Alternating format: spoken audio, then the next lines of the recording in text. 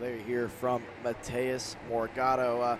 Still a great result for Mateus, but like you mentioned, just not enough there to get to Adrian Reneden. Let's take a look back at the Coastal Link Custom Printing Recap here from your Pro Stars King of the Castle, Maine, as we get set to close out the Mazda Motorsports Pro Show. A heartbreaker for Eli Fox on the Factory Fury GP Kart Motorsport entry.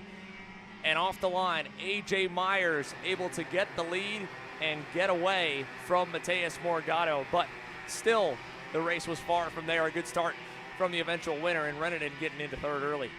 Yeah, Reneden, a great start for him, and that's honestly one of the moments of the race. This one as well, not a moment of the race for the Magic team. Bowman and Ocasio out early doors in this one, and here's a good scrap. Quinn through, Musgrave through, and for moments we thought Musgrave was going to have a chance in this one. Indeed, but there was still a lot to be decided up at the front of the field. First, Morgado trying to bring the fight to AJ Myers. Didn't quite happen. Reneden able to catch him by surprise, and we lost a few more in the process. And then here's where it all went wrong for Billy Musgrave. He said that's another one of the red go-karts that has something coming. Jay Irwin and him colliding there down by turn number 2. But after Adrian Reneden was able to catch AJ Myers by surprise, the field swarmed on the Magic Man in the number 1 plate. And Billy Musgrave, while he was able to start charging back forward, the damage that he suffered from the contact with this kid right here, Jay Irwin, was too much to bear. And then here, contact continued, first with Ian Quinn into the side of AJ Myers, and in the end, Adrian Reneden victorious here in Pro Stars. We will end the Mazda Motorsports Pro Show, but the racing's far from over. K Masters is getting ready to go green from Newcastle as we close out the afternoon coverage for the Mazda Motorsports Pro Show.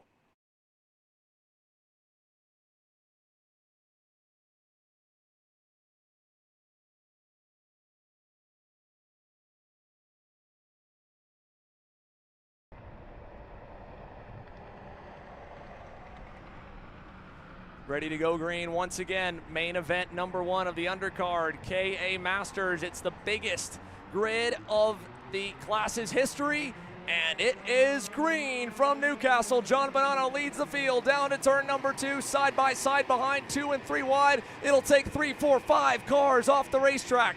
That is going to be Greg Leahy along with the 219 of one of the AEM machines and a few more all around the middle of the field. So a number of cars out to the wayside in the I-70 corner. But the reigning series champion who made the gamble work in the pre-final from 12th to 1st off the grid, going to slick tires on the tricky conditions, John Bonanno leads your way over to the cell tower as more cleanup continues down in the first hairpin. Pierce Bald is 2nd. Laurentiu Mardan is 3rd. Back to 4th here, looking on is going to be Clay Settles on the top cart, and then it's David Galonia right there on the Bureau Art. Everybody on even playing field here for the main event. Again, you talked about the tricky conditions in the pre-final. That's all changed here for the main event action. John Bonanno at the front of the field. We talked about the championship drive. Could this be a championship weekend for the number 1 plate? Laurentiu Mardan in 2nd. Again, a huge gamble for him as well. On very worn rain tires to get himself up the field. But the man everybody's been chasing this weekend is the man in 4th. He's now on the chase.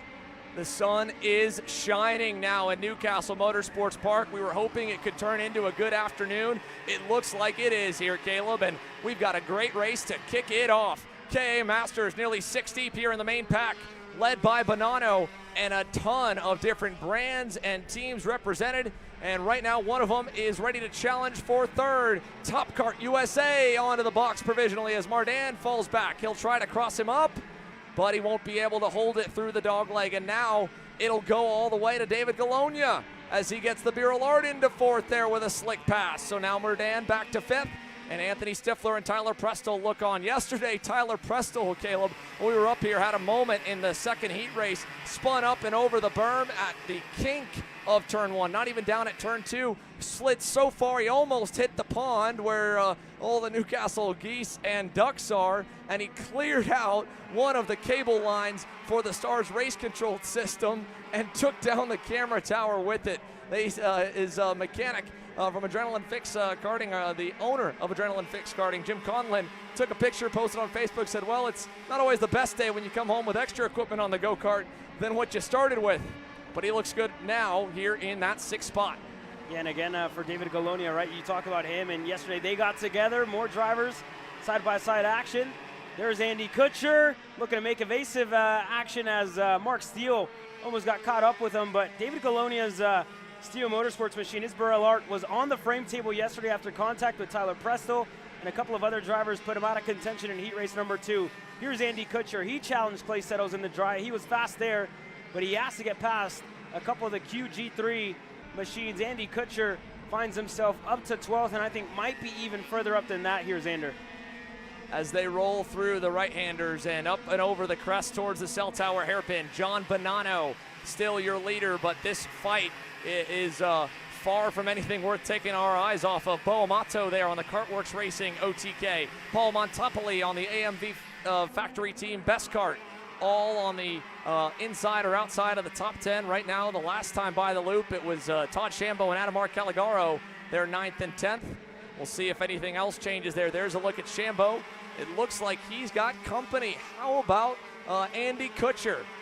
He had a great qualifying effort. Chris Kutcher had to roll from the back of the field, and both of the Kutcher brothers now having to drive through the pack here in the main. They're side by side. At least Andy is with Shambo, who covers off low, and he'll keep that spot for now.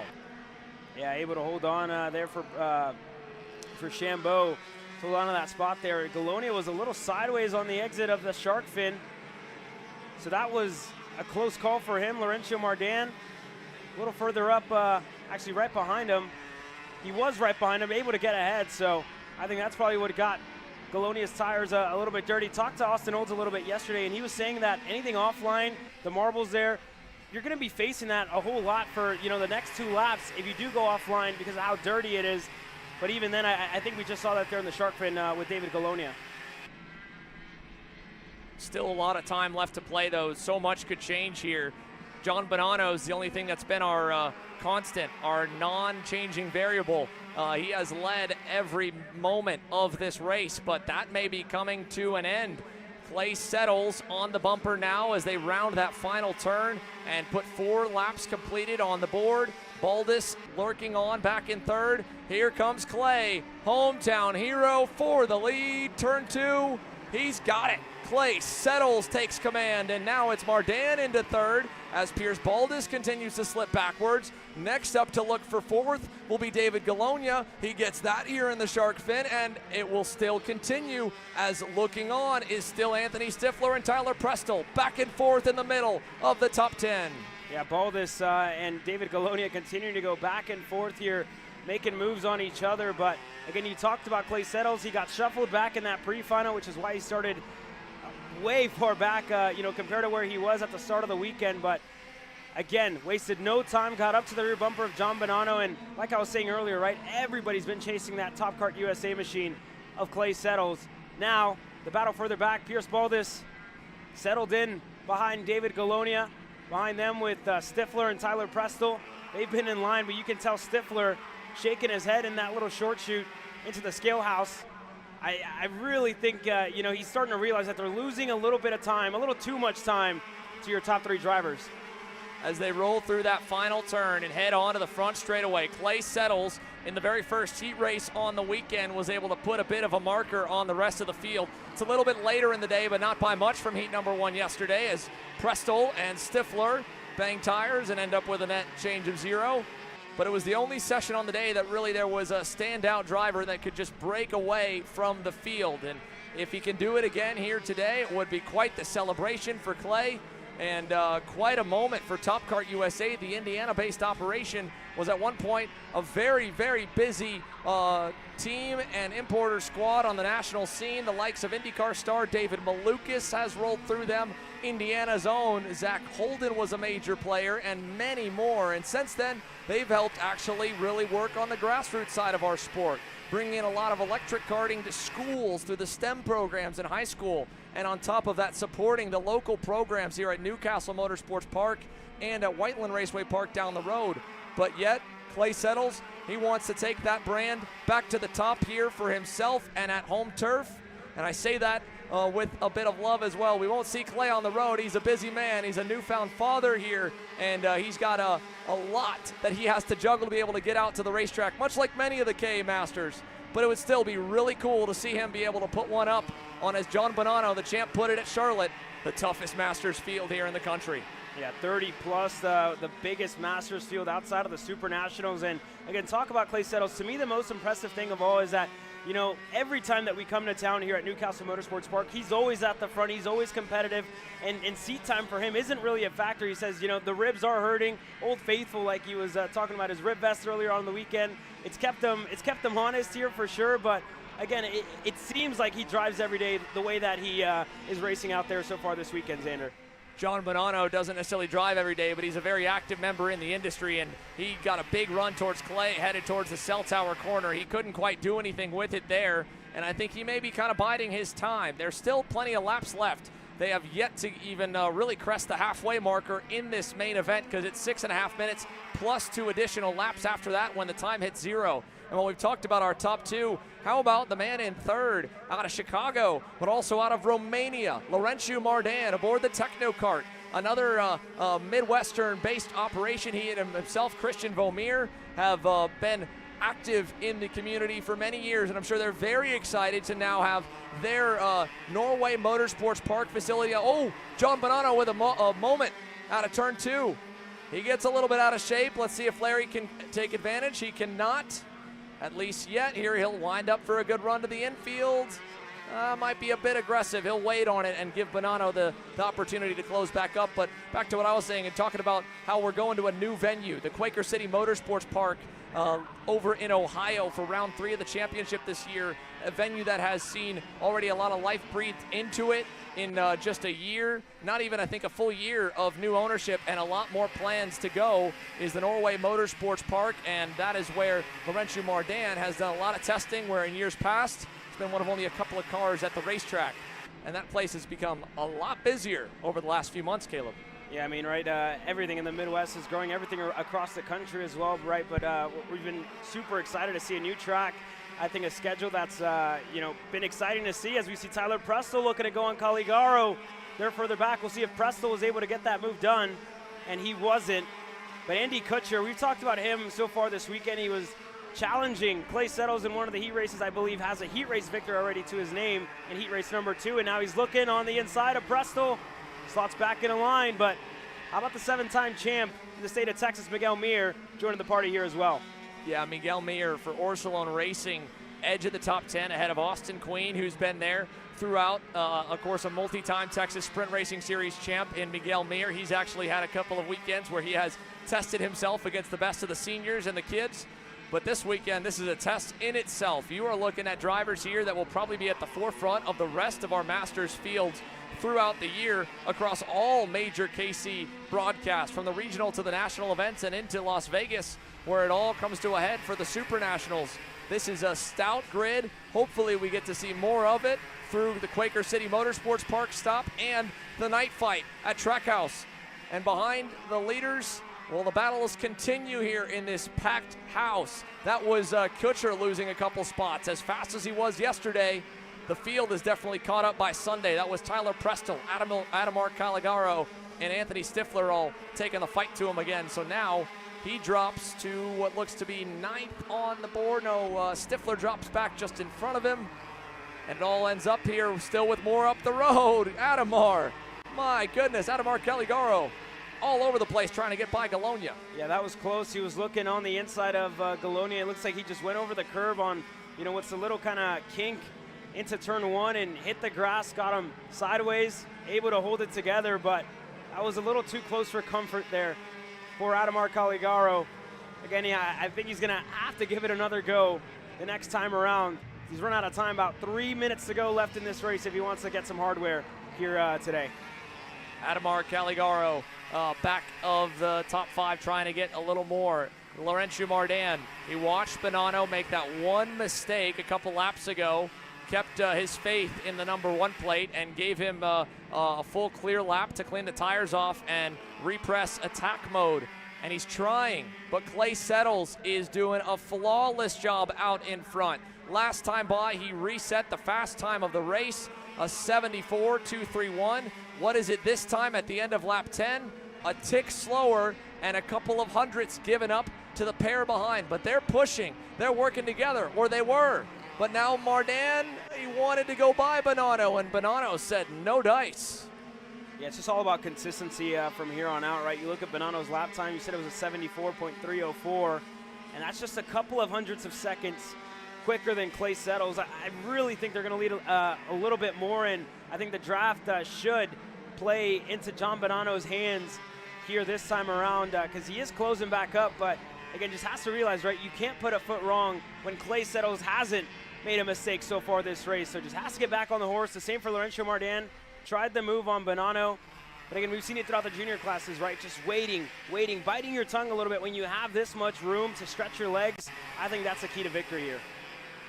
A minute and a half plus 2 laps to go. That's still a lot of time, and a lot more could change in this massive group here for 5th on back, really.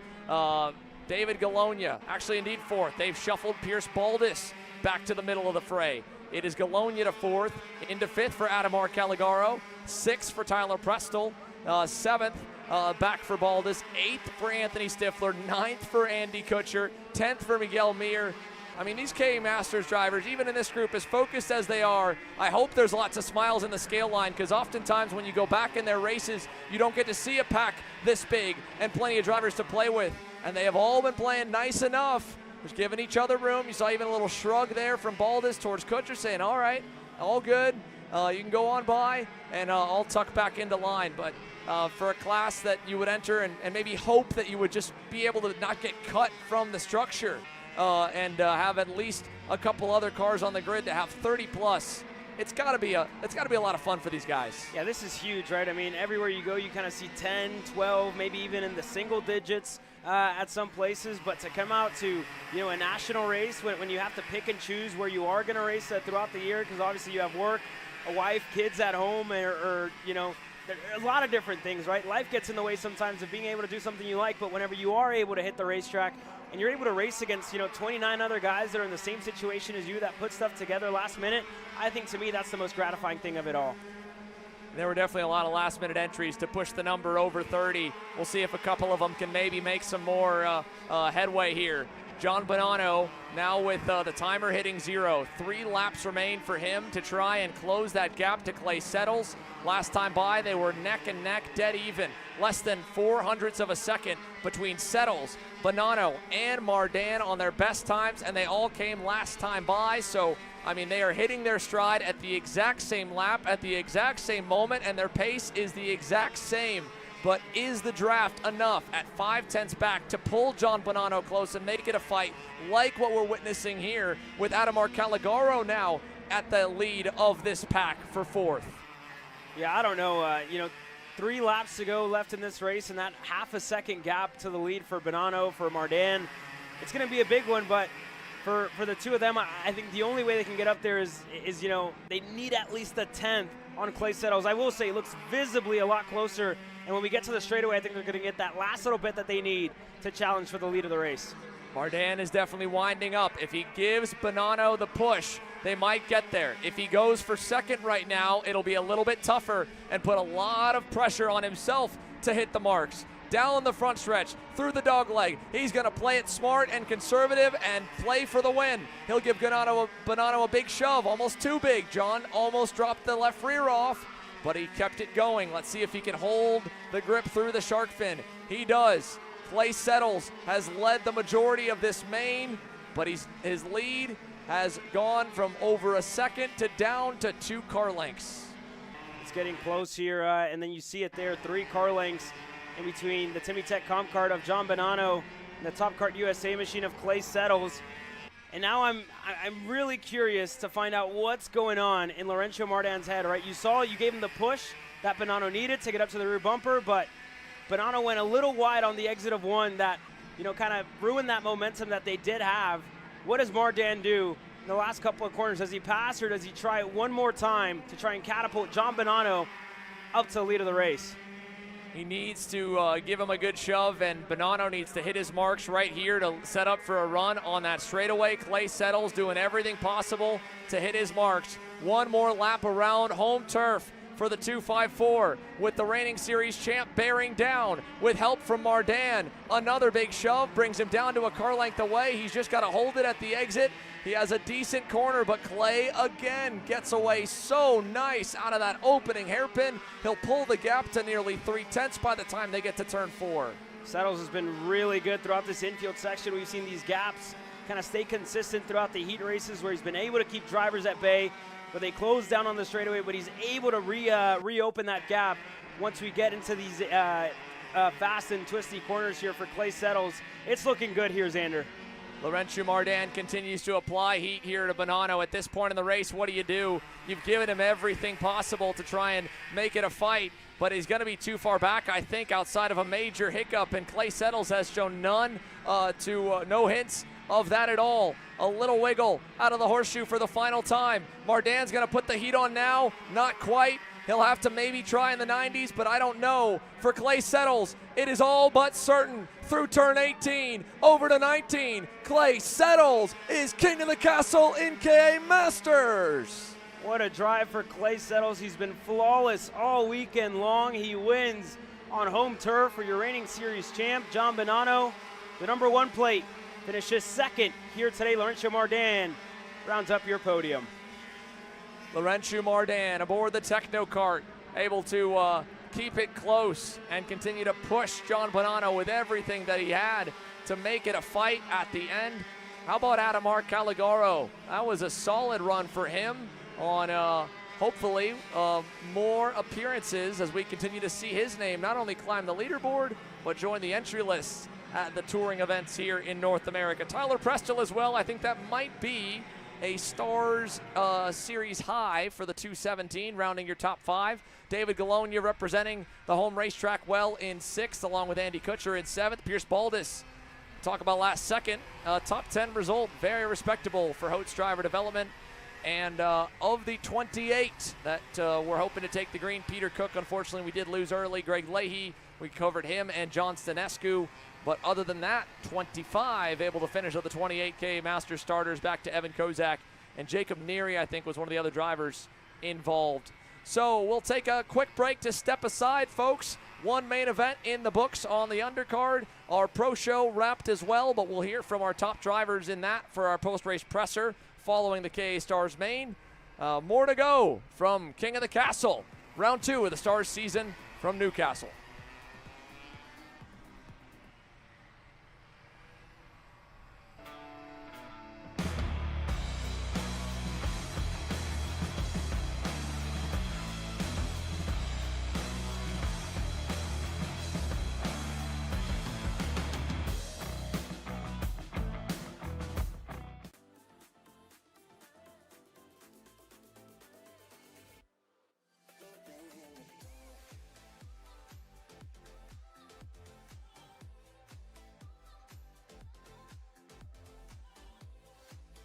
Are you looking to take the next step in your racing journey? Well, look no further than PitFit. With 2 locations in Charlotte, North Carolina and Indianapolis, Indiana, PitFit trains drivers all the way from grassroots level karting to IndyCar and NASCAR with top-of-the-line personalized coaching to improve physical and cognitive fitness. For more information on programs, check out PitFit on Instagram or Facebook today. Are you ready to get behind the wheel? From Formula One to NASCAR and IndyCar, all the pros start here.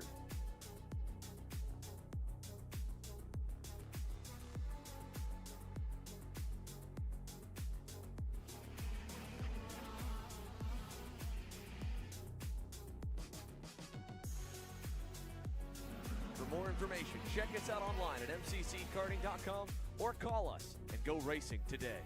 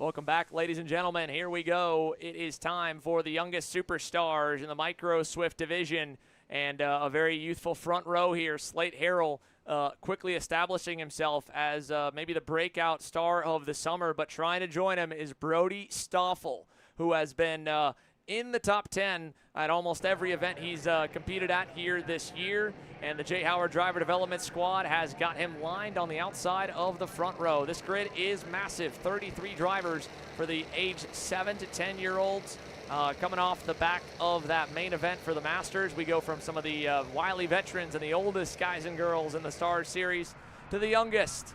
And the next generation of stars, superstars are ready. 15 minutes plus 2 laps. Micro Swift, Slate Harrell in the red, Brody Stoffel in the white and blue.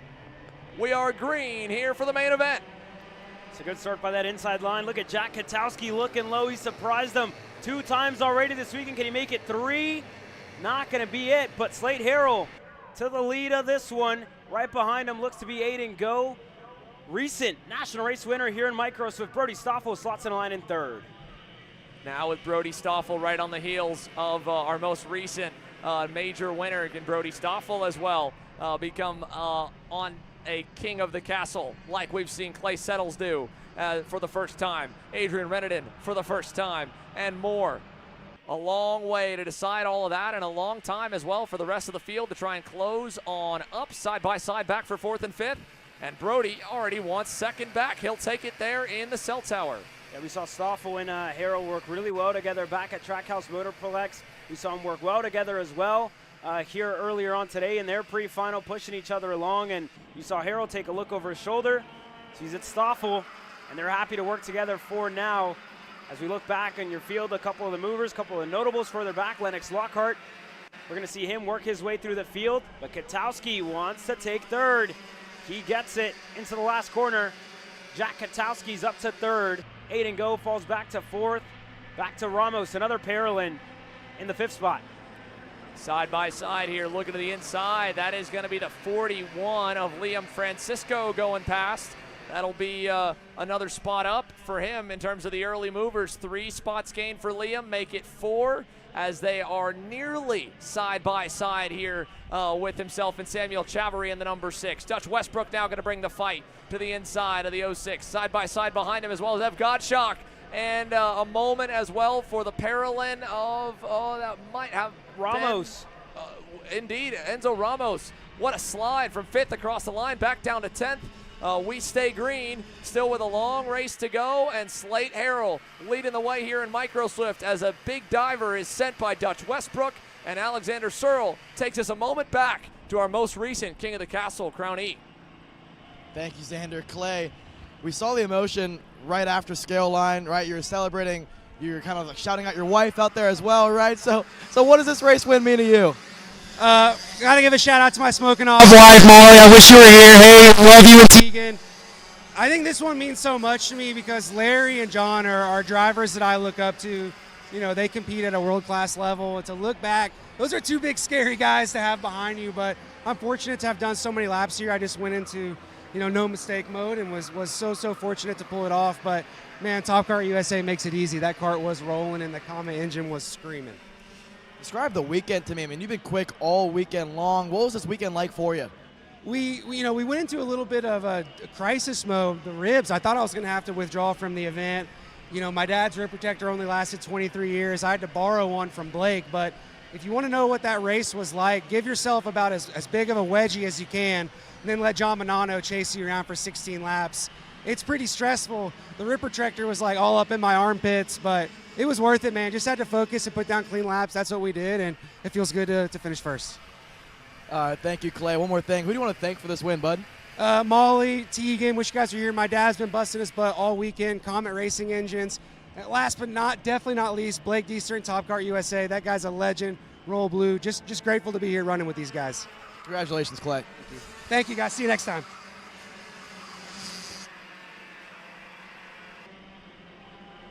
11 minutes plus 2 laps to go. A little bit of a change out front of a couple of the packs. Jack Katowski now to the lead. First lead change on the day. Slate Harrell right back to his heels, and then it's Stoffel And behind them, they're trading up 4th, 5th, and 6th again. Dutch Westbrook led at the loop.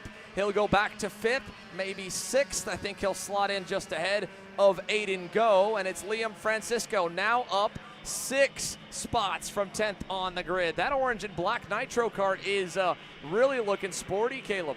Yeah, Francisco's really showed some good pace throughout this race, a 119.5, matching the leaders of this race. And again, just needs a little bit of help, right, from Dutch Westbrook and from Aiden Go to work with them. We talk about Gottschalk, Zev Gottschalk, that is, down in 7th. He's made some moves through the field to get himself inside of the top 10 with Samuel Chavarri just right behind them. As a couple of movers as well. Pugliese looking to go through into the cell tower. He's clear.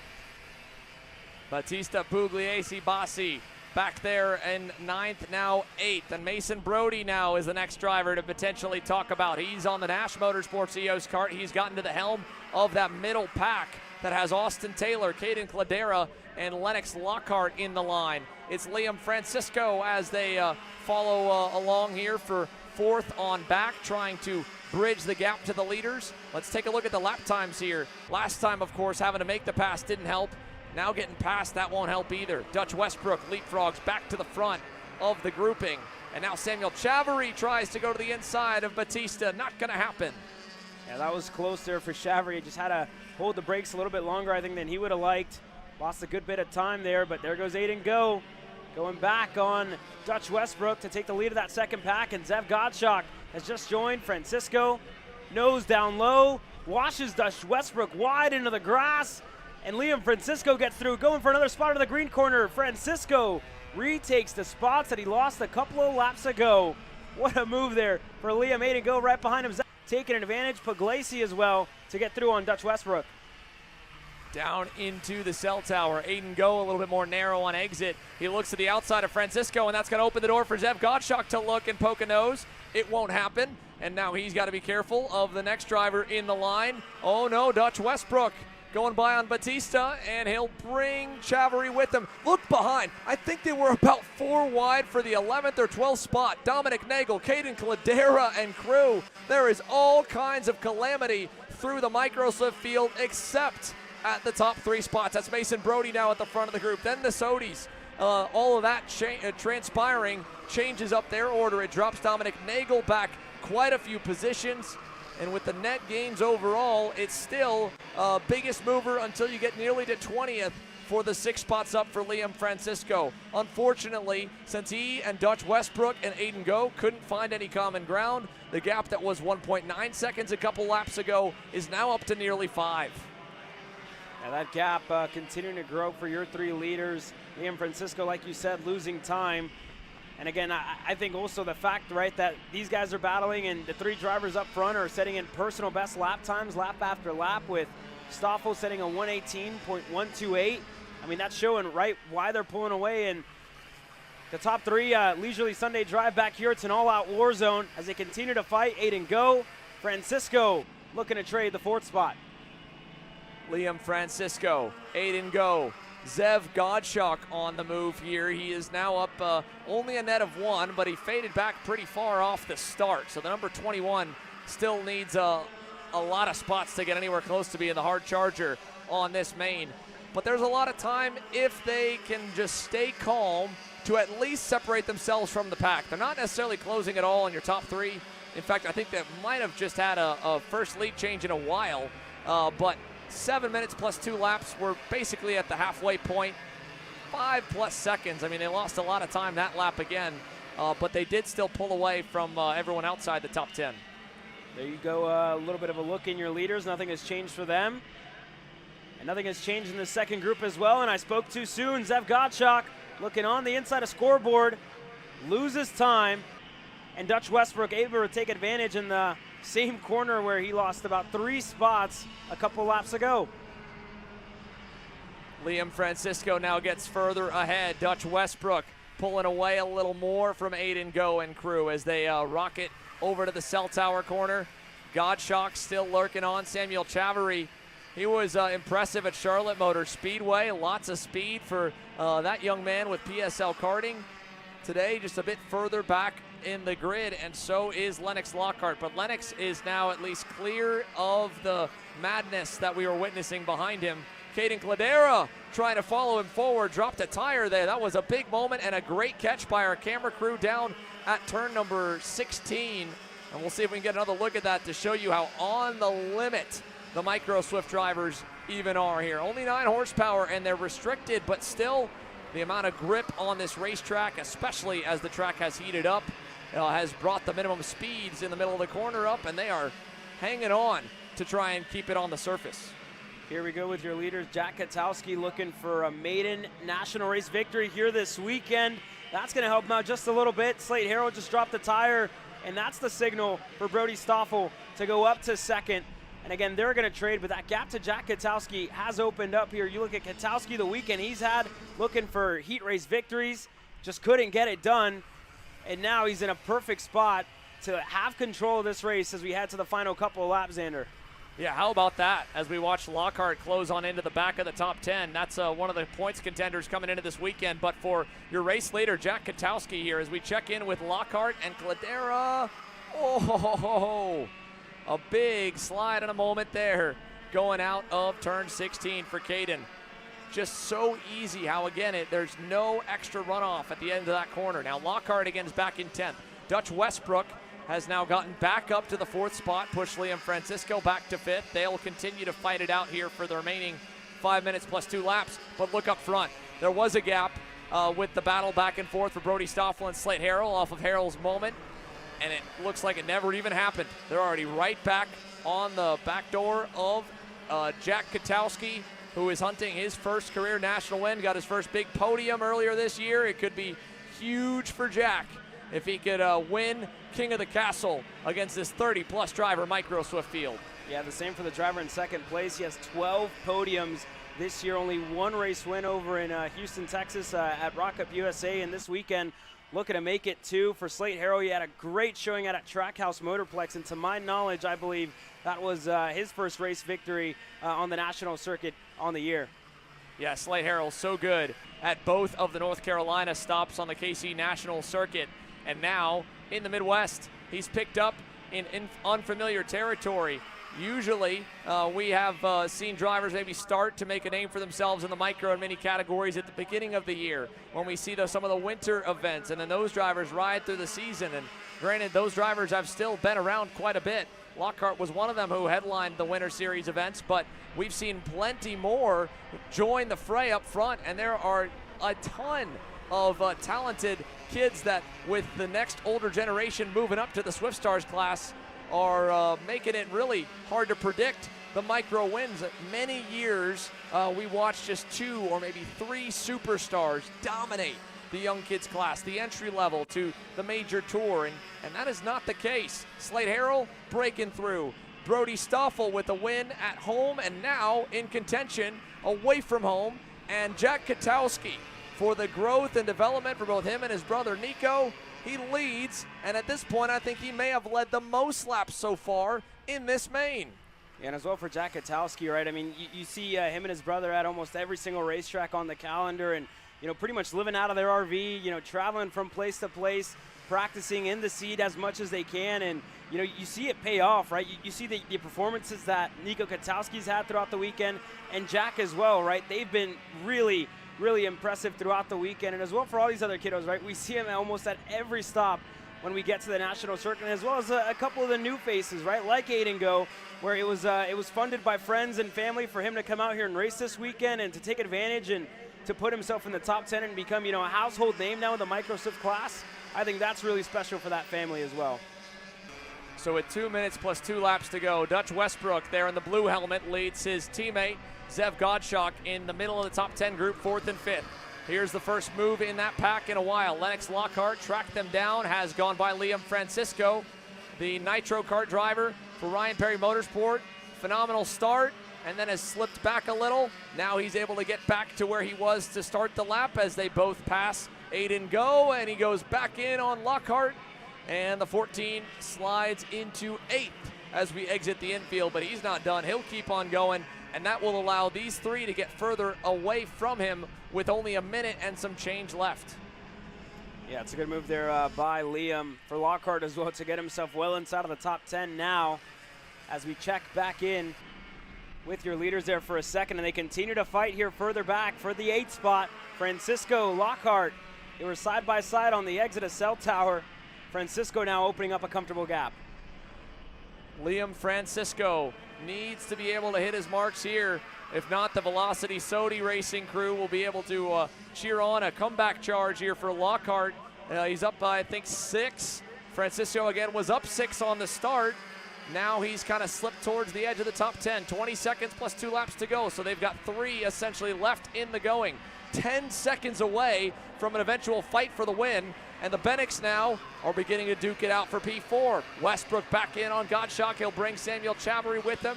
He'll split the blue and orange crew, and then that'll allow the orange carts of Liam Francisco and Lennox Lockhart in 7th and 8th to close on in. Aiden Go and Batista Pugliese Bassi is not totally out of the question yet. Then Dominic Nagel trails a couple seconds away. Mason Brody, Bo Stowers, Caden Cladera off the moment where he was hoping to ride with Lennox towards this pack here. He's faded to 14th. Austin Taylor is 15th, but 2.5 laps to go.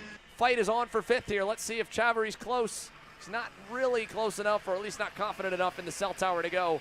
And then Aiden Go, a winner in Cincinnati, unable to maybe get away back around Lockhart. Yeah, just crazy to think, right, that everything from 4th on back is 10 seconds away from our 3 leaders here as they get to the 2-6 in the air. 2 laps to go for Jack Katowski, who's looking to become a first-time national race winner, for Brody Stoffel as well, who's looking to get back to the top step of the podium after so many podiums this year. For Slate Harrow as well, looking to return to the top step here this weekend. But the battle for 4th, I should say, rages on. Gottschalk looking on the inside. He gets clear. Chavarri goes through as well. Westbrook is there as we get back with your leaders here. Katowski to Stoffel to Slate Harrow. 3 different teams for the race win here, Xander. Jack Katowski, Brody Stoffel, Slate Harrow, 1, 2, 3, half a car length apart for all 3 of them as they crest through the bend and up and over to the Cell Tower corner. What will happen for them? What will happen as well for the group further back? Dutch Westbrook back behind Zev Gottschalk as we follow along. Here come your leaders now into the Cell Tower through the horseshoe as well. They're already gone. That's how big the gaps are. Katowski, 2 car lengths ahead of Brody Stoffel. 2 drivers looking for their first win on our cameras. Slate Harrow looking for what would be another one, and a huge wave of momentum that he continues to ride in the number 8. So out of the final 2 turns, we'll head out of the last corner now, and to the white flag we go. Jack Katowski leads. And this is the biggest passing opportunity we've seen on the weekend. Look at the draft here. Katowski's going to realize it. Is he going to fade low? Not lower than Brody Stoffel, who looks on the inside. He's clear. Harrow looking to go up to 2nd. He gets through. Brody Stoffel is your new leader. Brody Stoffel, half a car length back to Slate Harrow. Half a car length back to the leader, Katowski. How can he rebound? What can Slate Harrow do to out-chest match Stoffel? Well, he left the door open. Katowski tries to send it. He does. He gets there, and he gets by. Now 3 car lengths. Brody Stoffel fighting with everything he's got. It'd be the biggest win of this young man's career. It'd be the first win ever on a national tour for Jack Katowski if he can get there. Half a lap to go. Yeah, this next couple of sections are going to be really tricky for Jack Katowski to make a move. Stoffel to the middle of the racetrack. They're going to get side by side. Coming to the left-hander now. Over under for Slate Harrow, looking to go for 2nd. He's clear. He gets by, and that hurt his momentum a little. The Stoffel, who covers off low. They all try to over-under him. Side by side again for 2nd. That hurt both of their momentum. 3 turns now to go. Brody Stoffel just needs to park it nice and low through 17. Contact back for 2nd. Stoffel gets away, and out of 18 to turn 19. Brody Stoffel wins the King of the Castle. Huge for Brody Stoffel, who's been living out of his RV with his dad, his mom, his younger sister so far this year. He's the king of the castle. Slate Harrow to Katowski. And look at this battle further back. Lennox Lockhart, where did he come from? A top 5 for Lockhart. Gottschalk up to 4th.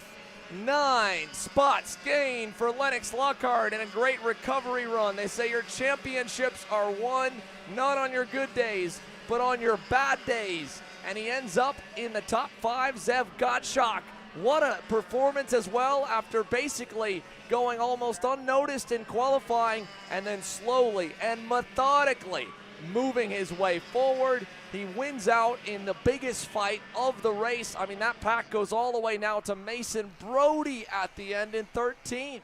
So Zev Gottschalk, one of the youngest in that group in the contingent, joins the top 5, just a bit back from your top 3 who were phenomenal. Brody Stoffel, Slade Harrell, Jack Katowski, your podium. Dutch Westbrook, a good run. Aiden Go continues to impress here on his East Coast stay. Liam Francisco, Batista Pugliese, Bassi, and Samuel Chavarri, Dominic Nagel, and onwards. And how about for the micro drivers? Keeping their act together. All 30, or the first 30, able to finish. Only one DNF, Diesel Maxwell, on the AMAX Racing Tony Kart goes out.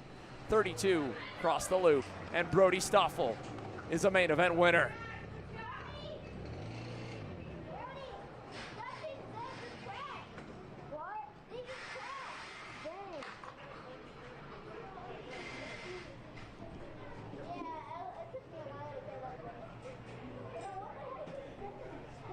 Brody Stoffel, your first national race win here in Microsoft, but what does this mean to you? A lot here. I'd like to thank a lot of people here. I'd like to thank my friends, my mechanic. I'd like to thank Slate and Jack for pushing away from the field. I'd like to thank Wolger Engines. I'd like to thank Jay Howard Driver Development, Jay Howard, Frankie Mossman for coaching me, and LLI Last Lap Insider. Had the whole list ready for me. I didn't have to ask a question, but describe that race to me. What was it like sitting in that pack, the top 3? So I was just patient here. I'm like, just don't pass or they're going to catch behind maybe. And I'm like, just stay there. We're fine. We're perfect. And I was getting ready for the last lap. I knew I had a win in me. Congrats, Brody. Thank you.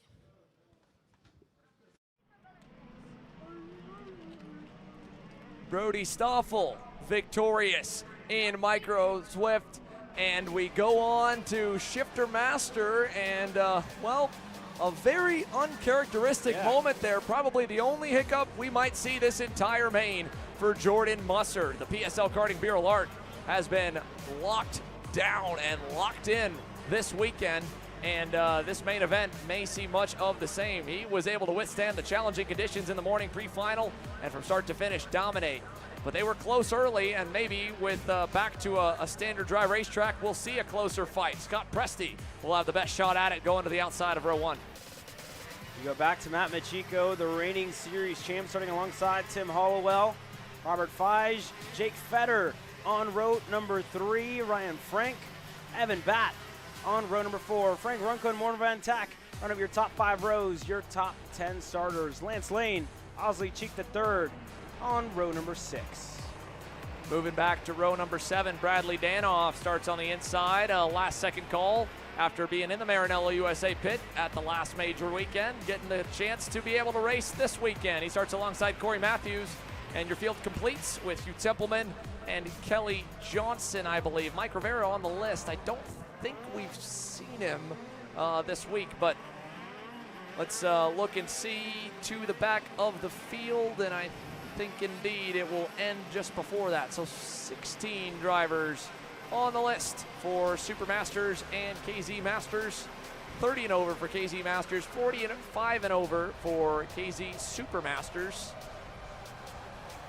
And what a sight this is. We get to get treated to it again. One of the coolest things in motorsports, and by far the most jaw-dropping thing in karting. A standing start for the gearbox shifter categories.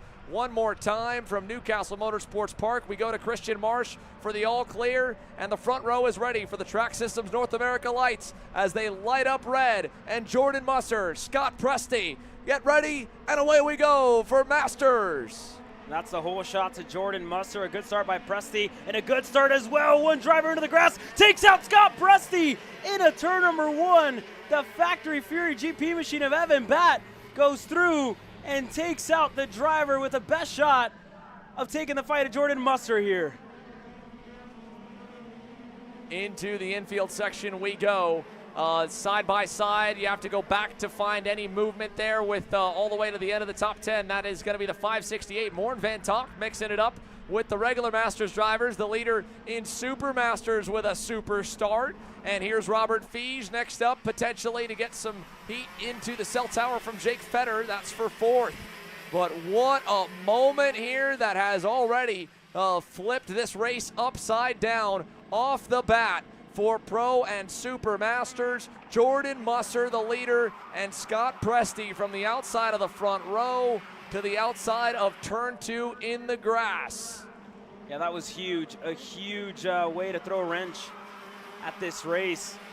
As more drivers there, you see Ryan Frank working his way through up to 6th. Morn Van Tonk up to 7th. Runco to 8th. Matthews to Osley Cheek, the 3rd.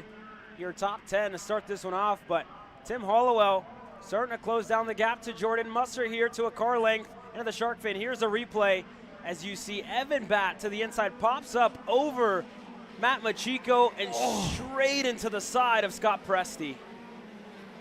Yeah, that was a full-on T-bone and spear, and you could see Scott Presti with some serious whiplash. He'll feel that tomorrow, unfortunately. He's probably feeling it a bit now. Obviously, the officials were quick to get to both of them, and if they were not all clear and good, we would have gone red flag. But we have stayed green, and I think Jordan Musser, at least in the early going, might not have this one all set in stone. Tim Hollowell pitting out of the garage under the Champions Club Suites in turn number 19 is taking that TB card towards the back bumper. He's pulled away from Matt Machiko, and those two may be our best bet to challenge Jordan Musser's return to Masters KZ competition. He's had an all over the place last 12 months between a handful of karting starts, some endurance car racing fun as well, and of course he has taken the helm of the safety gear brand here in the U.S. to bring it forward with Simpson Race Products and the like,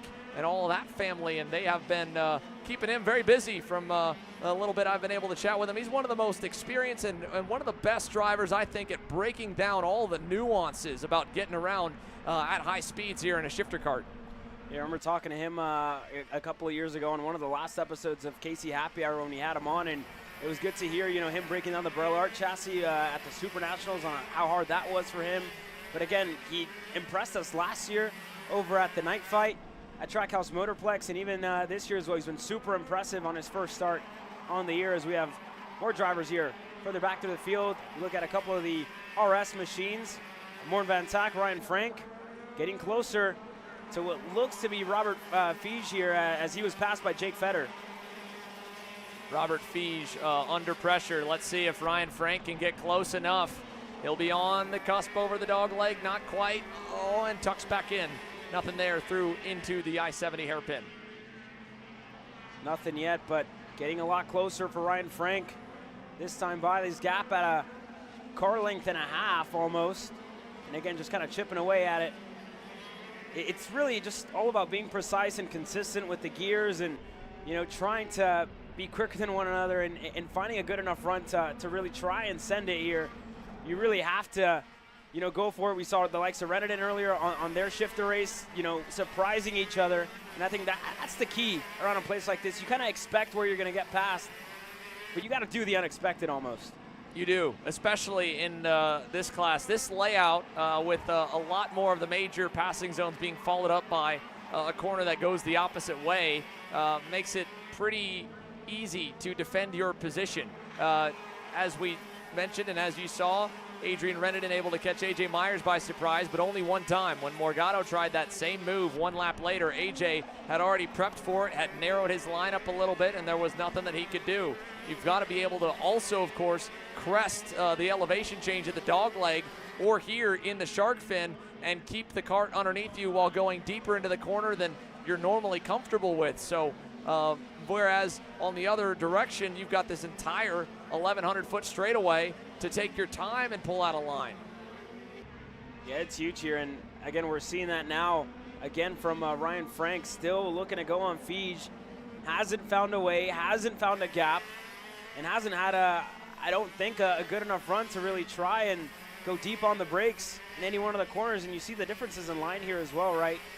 And to me, my biggest question as well, Xander, whenever you go from racetrack to racetrack, it almost seems like in the shifter package, you have to attack the corners a little bit more than in the single speed. Well, you do, right? I mean, it depends a bit on the overall grip level of the place or not, but for the most part, yeah, you've got basically too much power, a bit of a bull in a china shop to just roll onto the throttle while you're turning in 95% of the corners in our country. You hear it from all the time the European drivers coming here. Talking about the tracks feel a little more narrow, a little tight, a little twistier, a little bit shorter overall. Even in the single speed classes like Ruben Moy the last time we talked to him. So when you've got basically too much power to take that normal wide arc, the best thing to do is shorten the distance, go in narrow, exit narrow, and by doing that, you're more so pivoting rather than trying to let the kart just roll around with less maybe overall wheel input, but over a longer span. And when you've got so much power that it's just better to straight up launch the thing, yeah, they're going to be tighter in lines. The rubber laid down is different.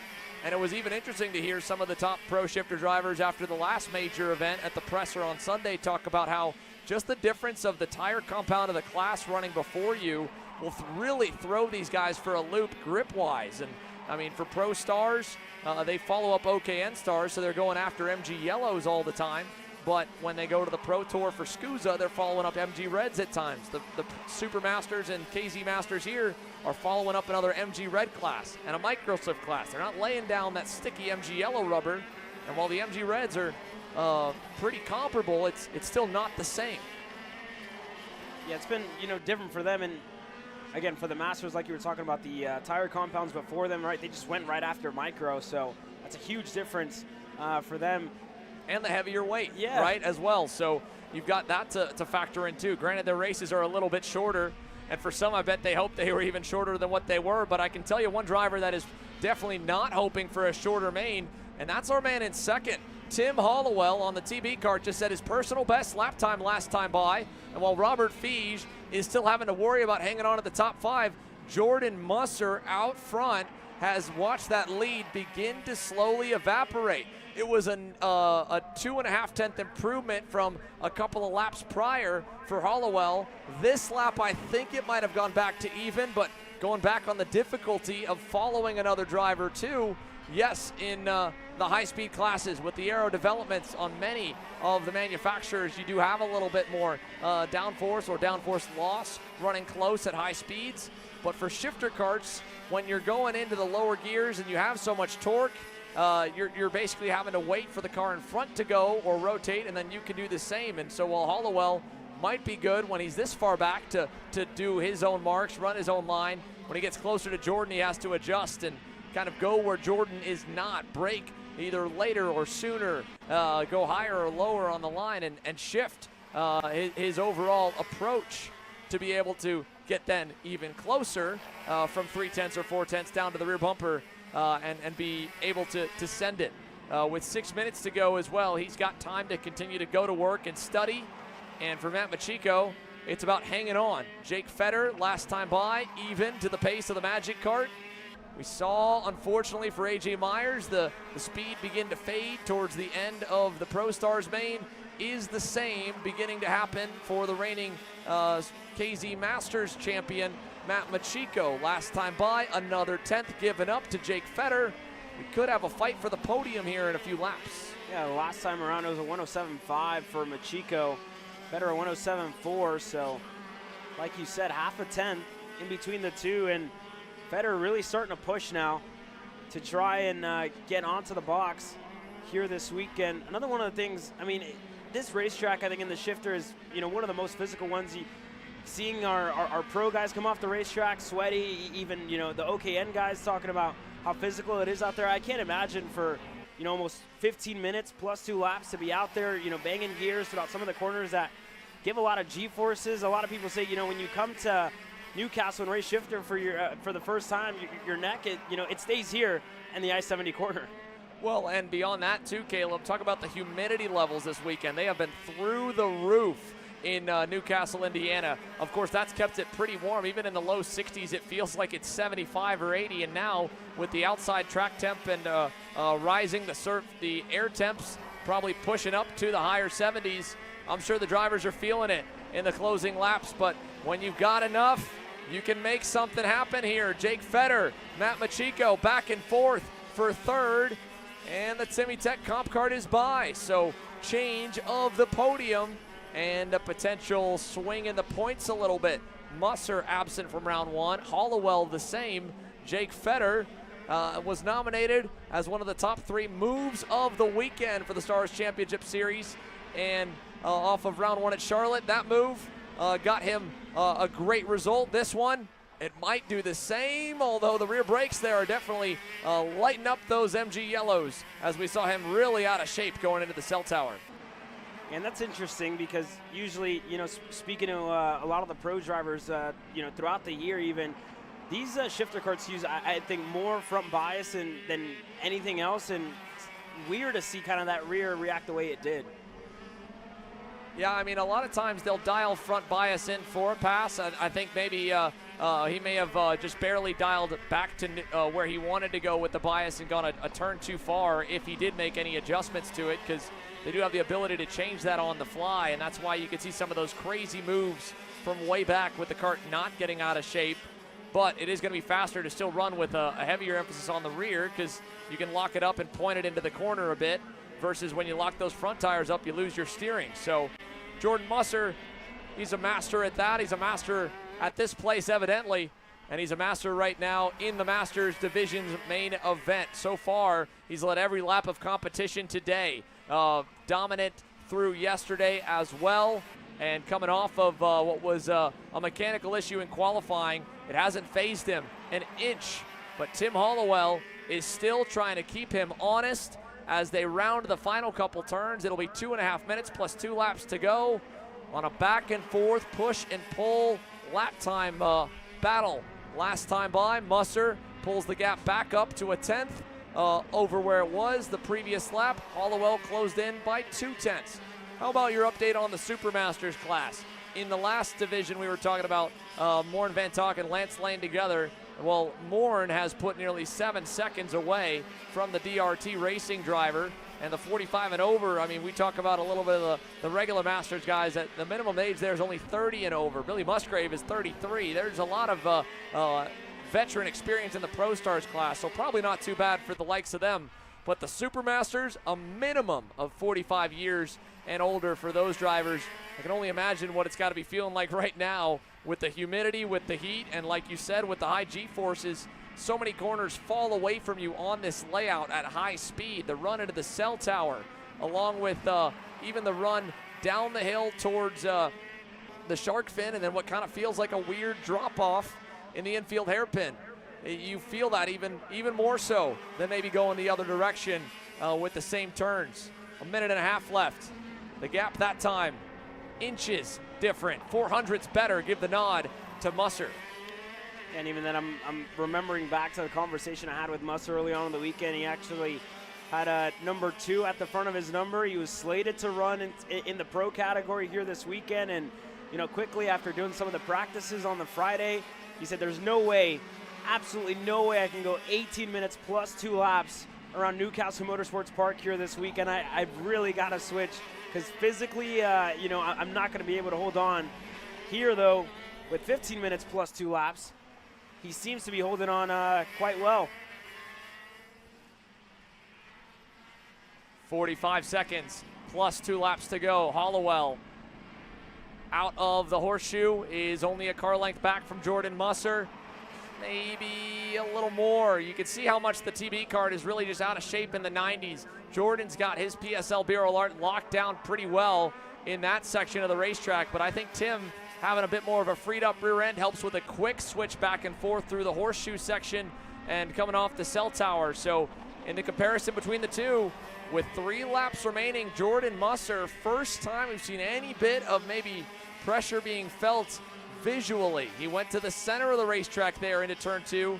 He didn't have to. I don't think Hollowell was nearly close enough to even consider a move, and it doesn't seem to have hurt him all too much. That was a good launch again.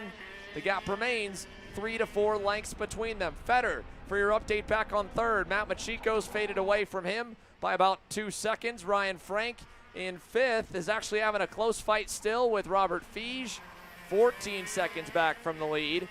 Morn Van Tok 17 back from the overall, but at the same point, nearly 10 seconds up in Supermasters to Lance Lane and Osley Cheek. To the line, 2 laps to go. Jordan Musser and the local hero in Tim Hollowell, who was a factor last year when we visited Newcastle Motorsports Park on the National Tour and Shifter Master as well. And on Sunday afternoon, a beautiful, sunny Sunday afternoon after what was such an ugly morning here that greeted us in Indiana, Jordan Musser just needs to hang on for another minute and maybe 45 seconds. Yeah, 2 laps to go for Jordan Musser. Tim Hollowell to crown themselves the king of the castle here this weekend. Hollowell up on the steering wheel, giving it everything he's got to try and close down his gap to Jordan Musser, who just continues to improve 0.2 quicker a lap than Tim Hollowell the last time around. Gonna need a lot more, and a mistake as well out of Jordan Musser, which we haven't seen at all this weekend outside of the warm-up lap. Yeah, I mean, that was it. That was the only wheel it felt like he put wrong over the last 3 days. And he's got one more lap to keep that record as clean as that. With the white flag looming, Jordan Musser now begins to pull out the gap here. Maybe 4, maybe 5 car lengths in our 4th to last main on the day, folks. If you're watching along, 3 action-packed divisions are ready to roll. A full 40 Kart KA Junior final, a 30-plus Swift Stars main, and a 40 Kart KA Stars main event before the top 3 presser from the pro classes and the podium ceremonies for everyone. For now on this last lap, though, Hollowell, a huge run in the opening sector, has just cut that gap in half. Almost 1/10 of a second was the lap time, how much better Tim Hollowell was the lap before than Jordan Musser. And again, he's still pushing invisibly. You can see on the racetrack it's a lot closer for the TB kart.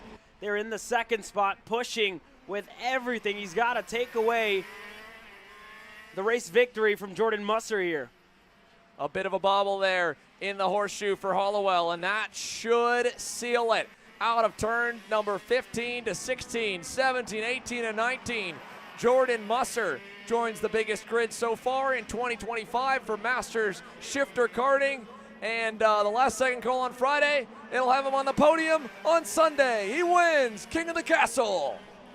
That's a huge result there for Jordan Musser. Tim Hollowell as well across the line in 2nd, and Jake Fetter, a good run for the Timmy Tech Comkart to finish 3rd. That should put Jake Fetter in the championship conversation decisively. And for the Supermasters class, how about it for Morn Van Talk? There he goes.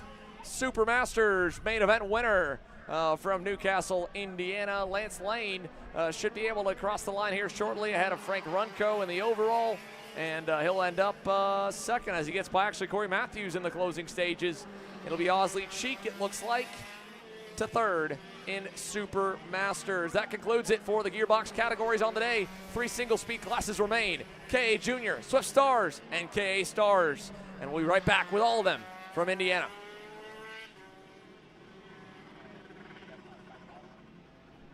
All the way up to the finish line. Who is it going to be? And it's Sean Perez who wins in Crescent. Ty Fisher wins $1,000 in KA 100 Junior. How about John Bird for TV Kart USA on home soil? They take the win in Amarillo.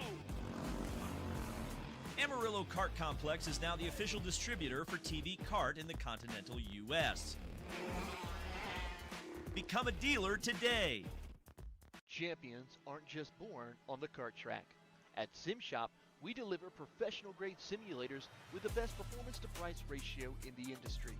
Founded by racers who understand what you need, our SimMagic and Moza equipment is powerful enough for the pros, yet affordable for everyone. With unmatched customer support and a thriving community, we're your racing partner. Visit simshop.com today.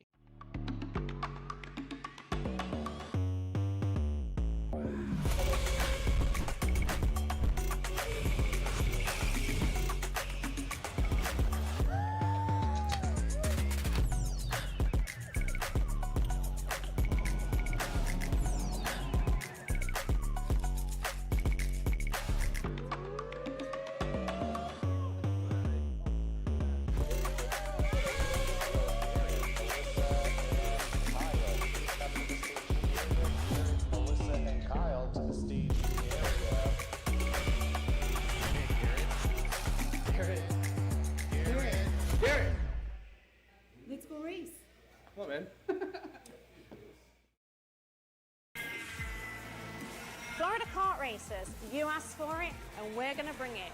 Introducing Florida Karting Championship, FLKC, a brand new racing series coming to Florida in 2026.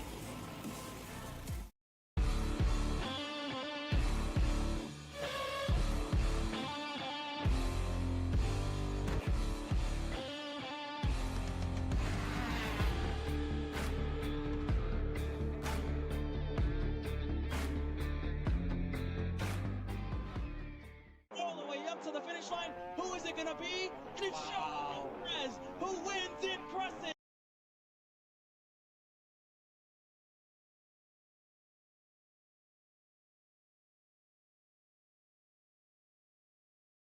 Ty Fisher wins $1,000 in KA100 Junior.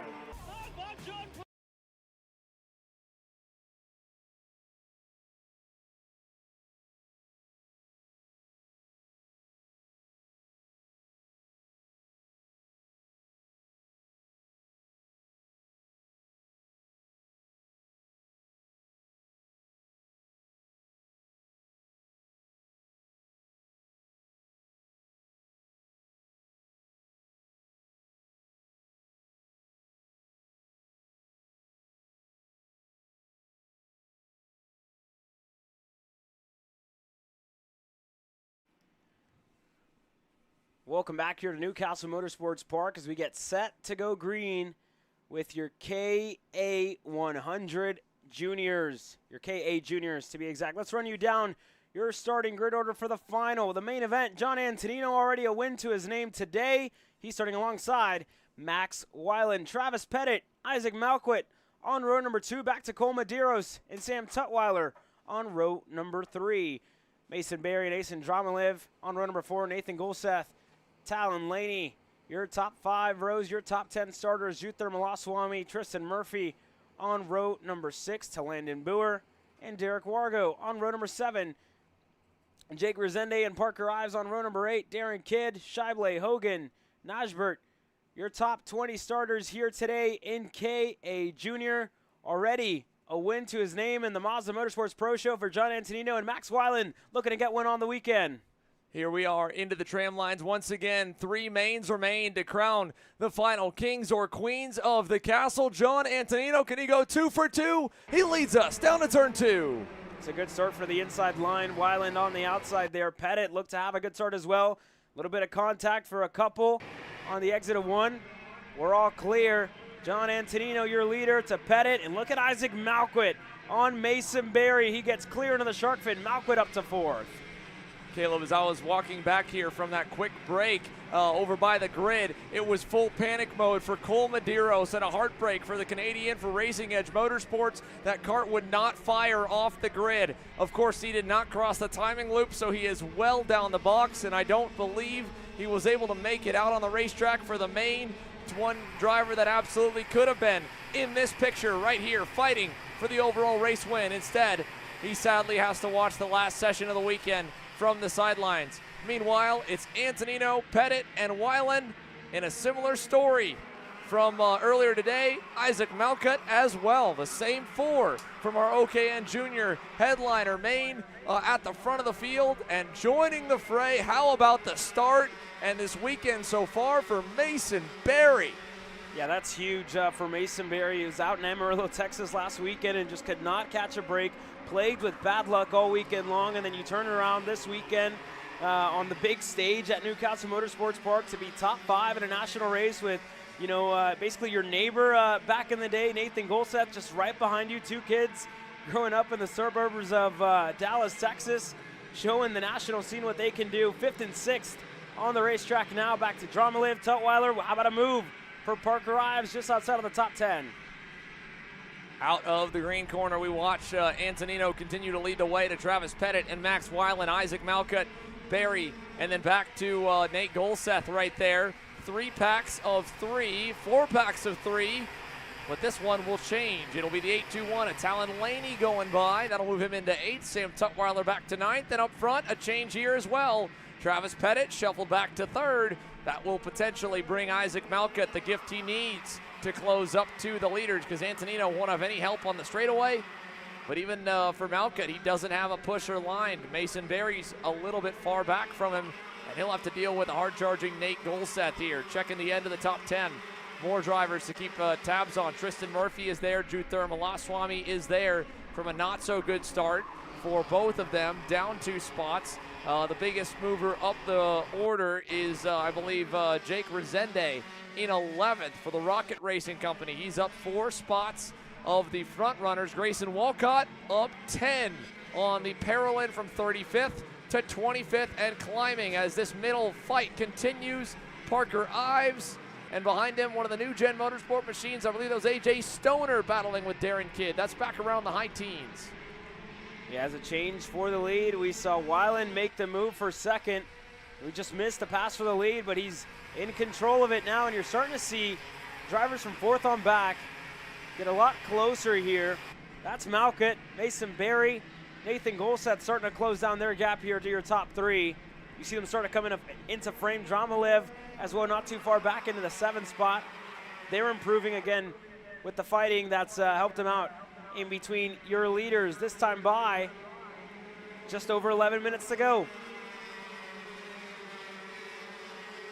Yeah, we're at this point, I would say a bit of a breaking point in this main. If the 3 leaders stay together and the fighting ensues at all for 4th, 5th, or beyond, well, they will make it a 3-horse race. If they fight a little up front and the groups behind don't, we'll see a lot more join. We obviously know how quickly this track can stack them up and get 2 by 2 in the final few laps, and all of a sudden get a lot more cars involved. And there was 2 big moments that lost them time. Weiland dropped the tire, Pettit passed for second, and just as I say it, half a lap, and already Isaac Malkut is there. 4 together up front. Malkut, a little gap back to Golseth, change for the lead. Travis Pettit now to the point here. Started the lap 3rd. He might end the lap 1st, but he's still got to get there because Antonino's all over him. Yeah, there goes Malkut looking into the right-hander. He's clear. Going up to the scale house. So Isaac Malkut up to 3rd. That's going to push Max Weiland back closer to Nathan Golseth. I think we got the meatball flag coming for somebody here this time by Caleb. Getting reports potentially of a lost Sci-Pod somewhere on the racetrack. We'll see as the officials try to ID who it may be. Look at the run and the big gap for the top 2. Down the run to the I-70 corner. Isaac Malkut into 3rd. And Golseth and Berry are there. This could be maybe the next Team GWR superstar in Mason Berry, a team that has trained the likes of Alex Stanfield, the national champ, Connor Zilish, a Red Bull driver signed by Trackhouse Racing, the NASCAR Cup Series. But before that, well, he of course was one of the hottest talents through his karting career, and I don't think it's done. You'll always see Connor around the go-kart track whenever he's got time, but he was a little busy last week, and definitely living the rock star lifestyle as he deserves to. One of the many talents that hopefully we get to see more of, get opportunities like he's had, and maybe it could happen to some of the drivers at the front of this field. John Antonino getting the chance with Kart Republic this year to join a number of weekends over across the pond in Europe. And with Travis Pettit having the run of races that he's had in the last 2 weekends alone, Caleb, if no one's keeping their eyes on the 829, well, they should be. That kid has got something special. I mean, that's huge, right, for Travis Pettit the last couple weeks. Back-to-back race victories over in Cincinnati this weekend. And then, going back to this weekend, right, he was strong in OKNJ in contention for the race victory. And, whenever you're upset about not winning a race because you finished 2nd or 3rd, you're in a good spot, right? You're doing things right, and that's the thing for Travis Pettit here this weekend. It's unhappy not because you finished 10th, 12th. It's unhappy because you didn't go out there and win the race knowing that you had the speed to. He's got the speed here, but so do the drivers behind, it appears, as he's led this pack, and he might be the strongest maybe of the 6, with Barry starting to lose a little ground and Nate Golseth losing touch a little as well. Antonino, he could go at almost any moment. Malkut definitely could go at almost any moment, and Max Weiland has already led some laps here in this main. Any of the 4 of these drivers up front could be a player in it, and in that second group, it's kind of spread out. Austin Dromalev is about 2 seconds away from the main group. He's hoping to maybe get there at the very end if some carnage could erupt. Running in that 7th spot on the Techno Kart, team owner Laurent Mardan. Well, he definitely earned himself some more respect in his young driver's eyes, I have to imagine, with that podium run in KA Masters. Maybe he was able to pass along a little more knowledge from the veteran who's been around karting for many, many years. And for James Rosende, this is a solid Sunday afternoon. Tristan Murphy as well. Landon Boer, he's up 3 spots into the top 10. And while we keep tabs on this group up front, how about some of the hard chargers? Up 13 spots for Nathan Dupuis. Both junior races going into today, he knew it was going to be an uphill battle with where he was going to line the grid. He is up to the 15th spot from 28th on the board. Only 2 places safe of the cut line to go to the A pre-final, or out of the A pre-final, I guess, to the final couple spots from the carnage in that one. Other drivers making up ground. We talked about Grayson Walcott up 10. He's now up 15. How about that? Rookie year for Grayson, top 20, currently the biggest mover in this KA Junior Final. Yeah, and he was in that B pre-final as well. We saw him race his way out and into the main event here this weekend. So a good run by Grayson Walcott, who again has had loads of bad luck throughout the year, right? And Alex said it best, I think, earlier on today. If you don't have bad luck, you wouldn't have any luck at all. This time, though, for the front 4, still single file, nothing yet. You talked about Antonino being close, and he has been. But we saw it, in OKNJ. A lot of the same drivers, they've been patient, but Malquit, he was patient, I think, for a little too long and was finally tired of it. Wanted to go to second. He got through. Look at Max Weiland as well, looking for third. He's clear. Yeah, Mad Max now up to third. John Antonino shuffled backwards. Malquit knows it's about time to start going, or he will end up having to bank on the rest of the drivers around him for a chance. You control your own destiny when you're in the lead, and maybe when you're in second if it's just the 2 of you. But when you're in third, you're in fourth, in the way that they are, if this were the final lap, Max Weiland and Travis and John Antonino, well, they'd be hoping that the seas would part, if you will, and Antonino could do what he did in the OKN Junior Final. You don't have control of the race at this point. You're banking on whatever happens in front of you to maybe help you out. So for Isaac Malquit, we saw him lead a ton of laps already today on his LEM Tony Kart. Now on his Mike Doty Racing LN Kart, he's got it right where it feels like he wants it. He definitely could have pulled the trigger there, Caleb, but he did not. He gave Travis Pettit another bit of love at the end of the straightaway, just to remind him he was there and keep pulling on that gap. Yeah, we've seen the top 4 be patient, and I really think that move by Malquit to go up to second is just to put himself 1 spot better, and I think not making the move not going to help him out, because Max Weiland wants to go back to second. And it's just a matter of, from here on out, putting you in that position to be the first one up to strike for the race victory here, and that is the first one that's going to be able to attack Travis Pettit once we get to those last 2 laps, which is usually when we when we're used to seeing them start to fight. But even then, it's at any moment now, whether Max Weiland wants to go to the lead of the race. But again, the drive we saw from Antonino out of nowhere from 5th on back to do what he did, it could be anybody's game inside of the top 4. Yeah, wide open right now here for our main group, Nate Golseth and Mason Berry. It has just not been enough to hang with them, and this is why the drivers will wait as long as possible in the mains to make passes. They all could go at any point, and they've gone a couple times now for second or for third. But with Travis Pettit being able to have clean tires and clean air out front, he has led a good pace, led a good race. But the lead is coming to an end for now. Max Weiland takes the cavalry through, and back to 4th goes Pettit. Golseth and Berry need a lot more of that to get there. They luckily have plenty of time still with 3.5 minutes plus 2 laps to go. Further back from 6th. The updates there. Asen Dramalev, we covered him in 7th. Tristan Murphy has gotten by him, and Jake Resende, and Jake Resende has actually fallen back to the 10th spot now. Murphy is up a net gain of 5 with a solid march up the board to the 7th position. Side by side here for the lead again. Malquit. Antonino feeds a wheel there to Weiland. He was following the new race leader through, and Mad Max, well, he might be a little mad about that there, getting put into the weeds, and he'll go all the way back to the 2nd pairing, and we're down to 3 up front. Yeah, not over yet for Max Weiland. Going to need, to pick up his momentum once again with Nathan Golseth and Mason Berry here as we get to just under 2 minutes to go left in this race, plus 2 laps. So only 3 at the front for Malquit. for Antonino and others. Golseth now taking advantage of the vulnerable Max Weiland, who's trying to clean off the tires and go again. Tristan Murphy leads that next group of 4. And how about it for Nathan Dupuis, up 14 spots now. Grayson Walcott no longer is the biggest mover. In fact, he's faded back to 22nd. Still up a net gain of 11, so he's higher than some of the drivers that were in that A pre-final off of merit and off of a bit of attrition as well, as we've seen a few drop down the board, like the new gen entry of AJ Stoner. Easton Kubinski out. Of the 40 starters, or 39 starters, we lost Cole Medeiros before the race began. We lost Kyle Cheatham and Easton Kubinski on lap 1. Stoner a couple laps in on lap 4, then lap 5, Tucker Tribe. Lap 8, we lost Ben Gleberman, but we're still running all the way back to Homer Heyman in 34th, making it through, and there's contact at the top of the screen. Jude Thermalaswamy along with Parker Ives. Contact for the two of them, and the cell tower hairpin takes those two out of the running for a top 20 finish. They were 17th and 15th last time by, and they will go all the way to the bottom into the mid-30s as we check in with Golseth.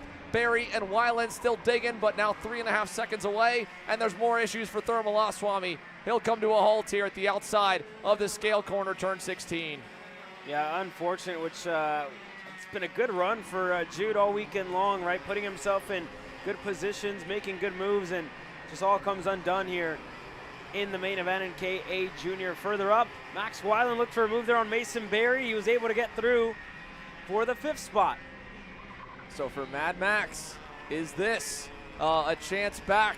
Now at least he's gotten himself past 1. He needs more up front. Murphy is going to get a heck of a gap now. They are really going at it here behind him. Check out Landon Boer on that MPG Motorsports Kart Republic. Moving forward, Landon is now up what would be 5 if it holds. 8 there. Drama 11, the red, white, and blue Techno Kart. The blue and black LN Kart for Rocket Racing Companies, Jake Resende, and closing in, Oliver Nybert was corrected on the last name pronunciation. Hopefully we'll get to say his name a lot more in the races to come. For now, he's 11th, trying to crack the top 10. And for the leaders, well, what will happen here, Caleb? They have 3 laps to go. Little Sizzle, John Antonino Jr., Buddy, and Travis Pettit. We've got to find a nickname for him to match those two, because I think he's got a long list of battles ahead here in 2025 at the front of the field. Yeah, very impressive couple of weeks for Travis Pettit here this year, and now just, biding his time, really looking, and he's going to have to respond with whatever John Antonino decides to do, whether it's Antonino to lead the race, and I think that's going to be the signal for Travis Pettit to put himself up to 2nd and try and shuffle Malquit a little bit ways back, but it's all depending, right, on when John Antonino wants to go for the lead of the race, and if he wants to go, or for the chance for John Antonino to go back-to-back here today. It could be a full sweep for MPG Motorsports. 2 wins of only the handful of main events.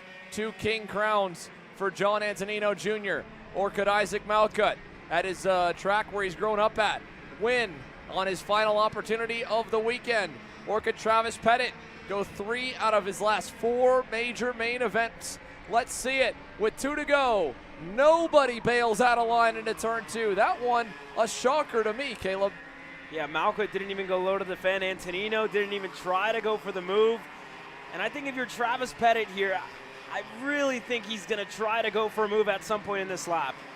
I think so too. I think you've got to position yourself in 2nd, but maybe he's okay with it. Again, he worked his way to the lead. He led a good chunk of that OKN Junior main, Caleb, and it wasn't anyone in the top 4 at the white flag that got the win. It was John Antonino. So maybe he's okay to wait back and let the race play into his hands. Let the 2 leaders duke it out and let the heavens open up for him to move past.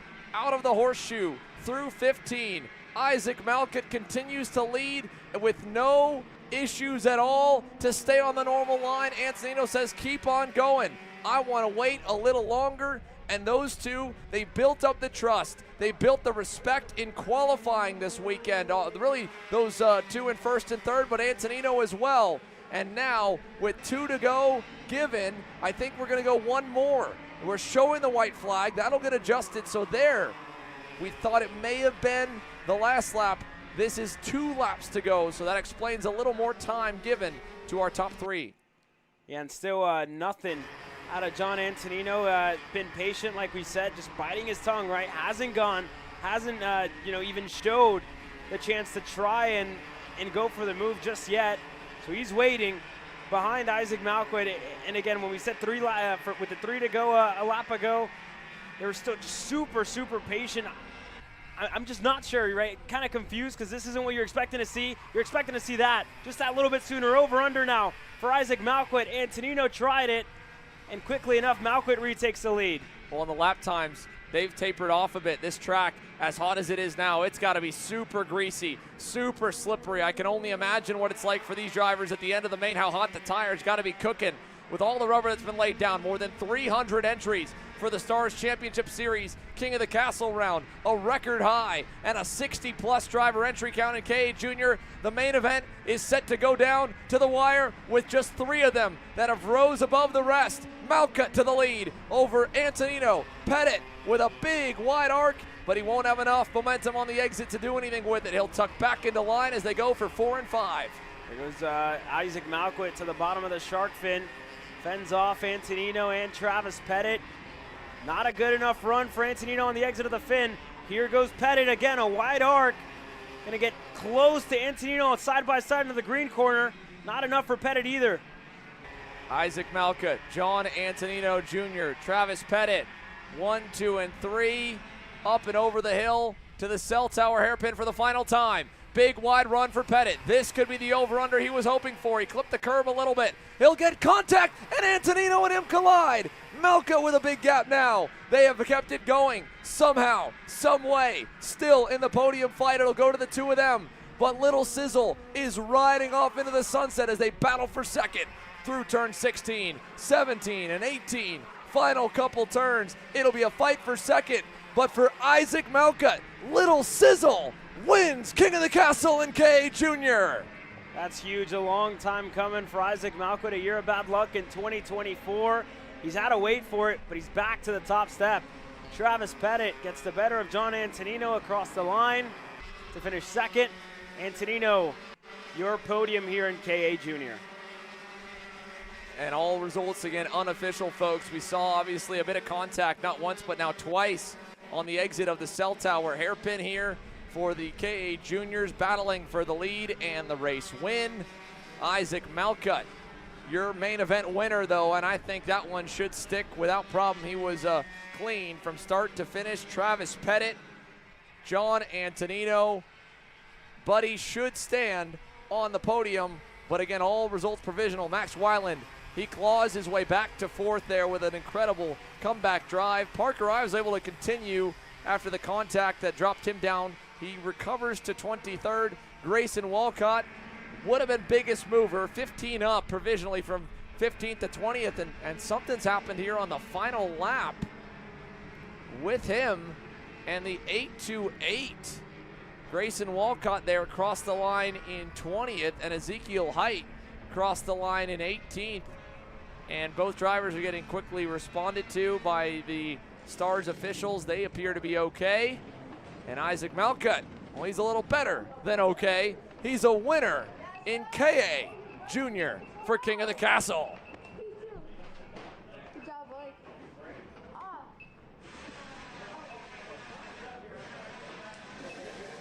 I'm here in the scale line with Isaac Malquit.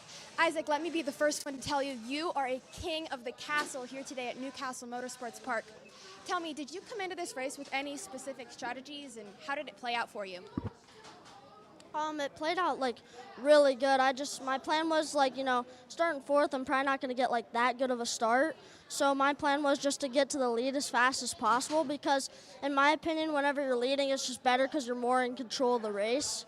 So like at the end, I just defended and John tried passing me with 2 to go in the back section, but blew the corner. So yeah, I was able to get it done and just keep it under control. Tell me, Isaac, were you having any flashbacks to earlier in the day whenever you were leading? Does this feel like a redemption for you? Yeah, it really does. I mean, I knew that we had the pace to win. I'm very happy. Travis Pettit did a really good job, too. So, yeah. Is there anyone on the team or at home that you'd like to thank for the success this weekend? Yeah, I'd like to thank P1 Engines, my dad, Mike Doty, OTK USA, and yeah, that's it. Thank you, Isaac.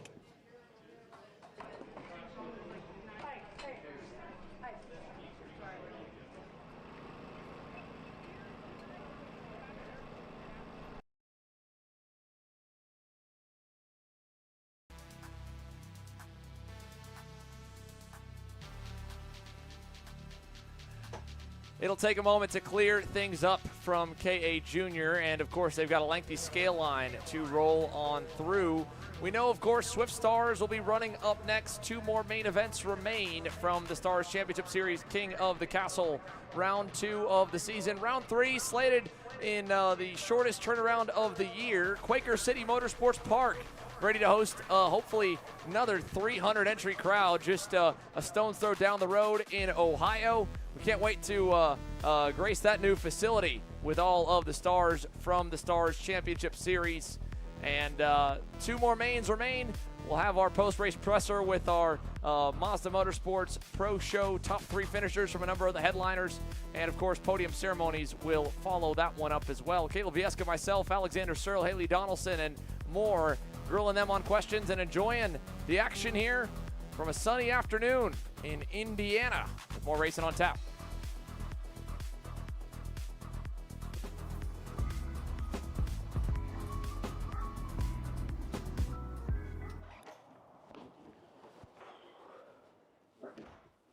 Hey, what's up, Caleb? What's up, Brandon? You sound defeated. A long day at the office? Yeah, got stuck at a cat food marketing meeting for like 3 hours. I don't know a thing about cat food, and I don't even work in marketing. And then I got sent on a coffee run like I was some sort of intern. Then at the end of the day, when I went to go get gas, I just realized everything is so darn expensive nowadays, man. Yeah, you got that right. Like, do you have any idea how much we're spending on Netflix? It's like $20 a month. Do you know how much we're spending on cable? That's like $50 a month. But you know what isn't expensive? Tell me. Kart Chaser Premium. For only $9.99 a month, you can watch all the American karting action live from coast to coast. Subscribe and become a member today.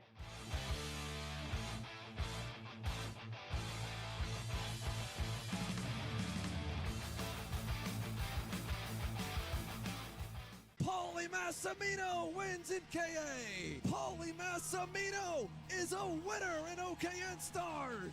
Take your driving to the next level with one-on-one coaching from 2024 OKN Stars champion, Paulie Massimino. Kart rental options are available if you'd like to keep yours at home, and drivers in all classes are welcome. From Briggs 206 to Mini to KA100 and X30. With in-depth data analysis, onboard video footage review, and lead follow on-track sessions, each private coaching session will see you end as a more complete driver than when you started.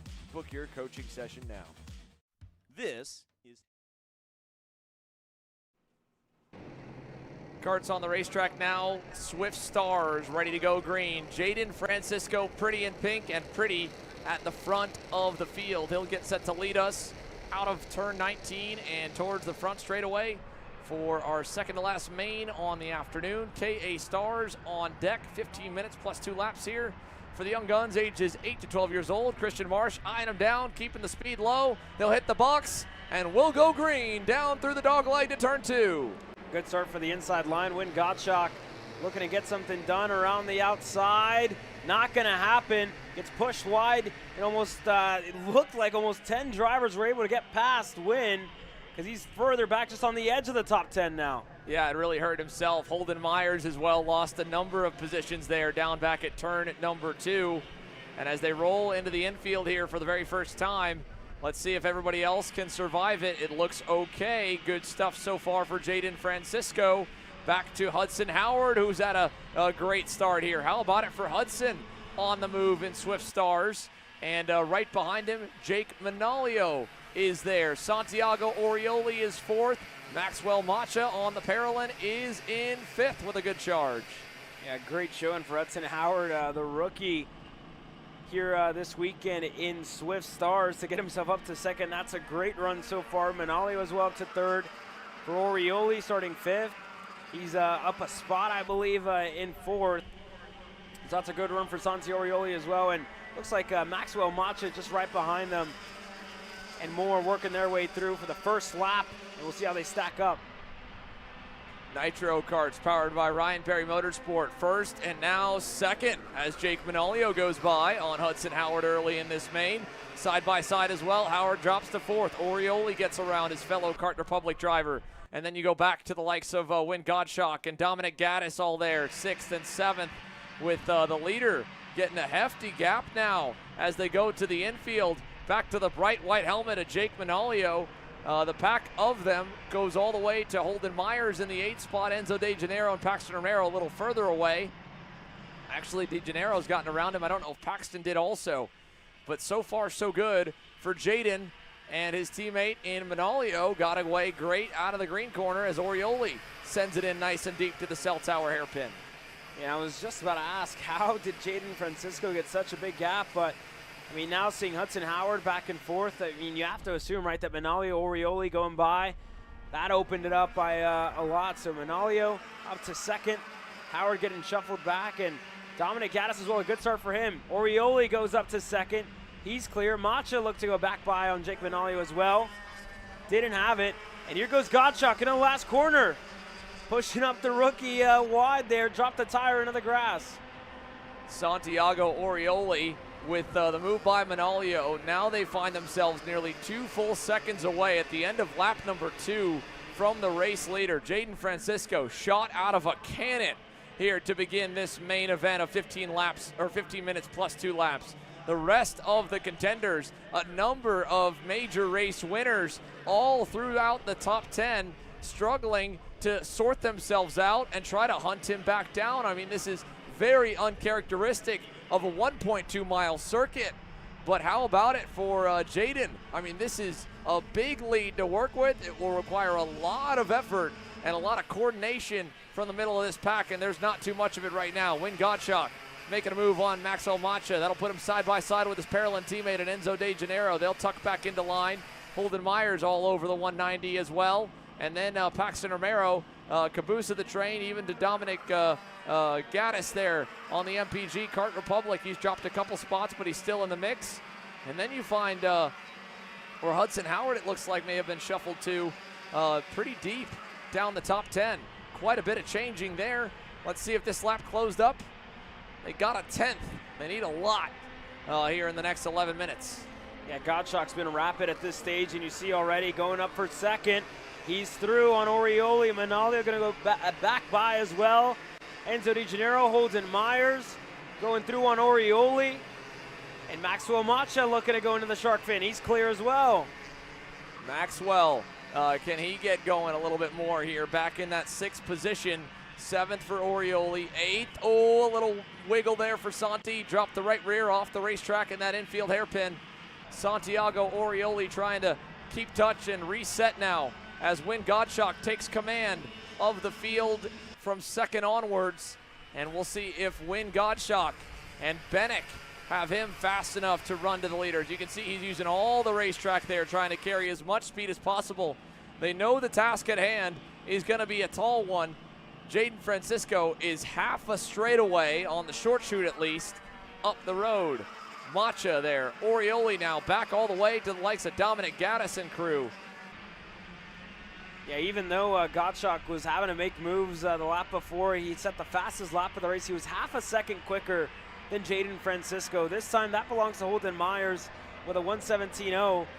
But still, 3/10 out of the gap that Francisco had. This isn't going to help him out too much. Enzo De Janeiro looking on the inside of 1 on Manolio. He gets clear side by side.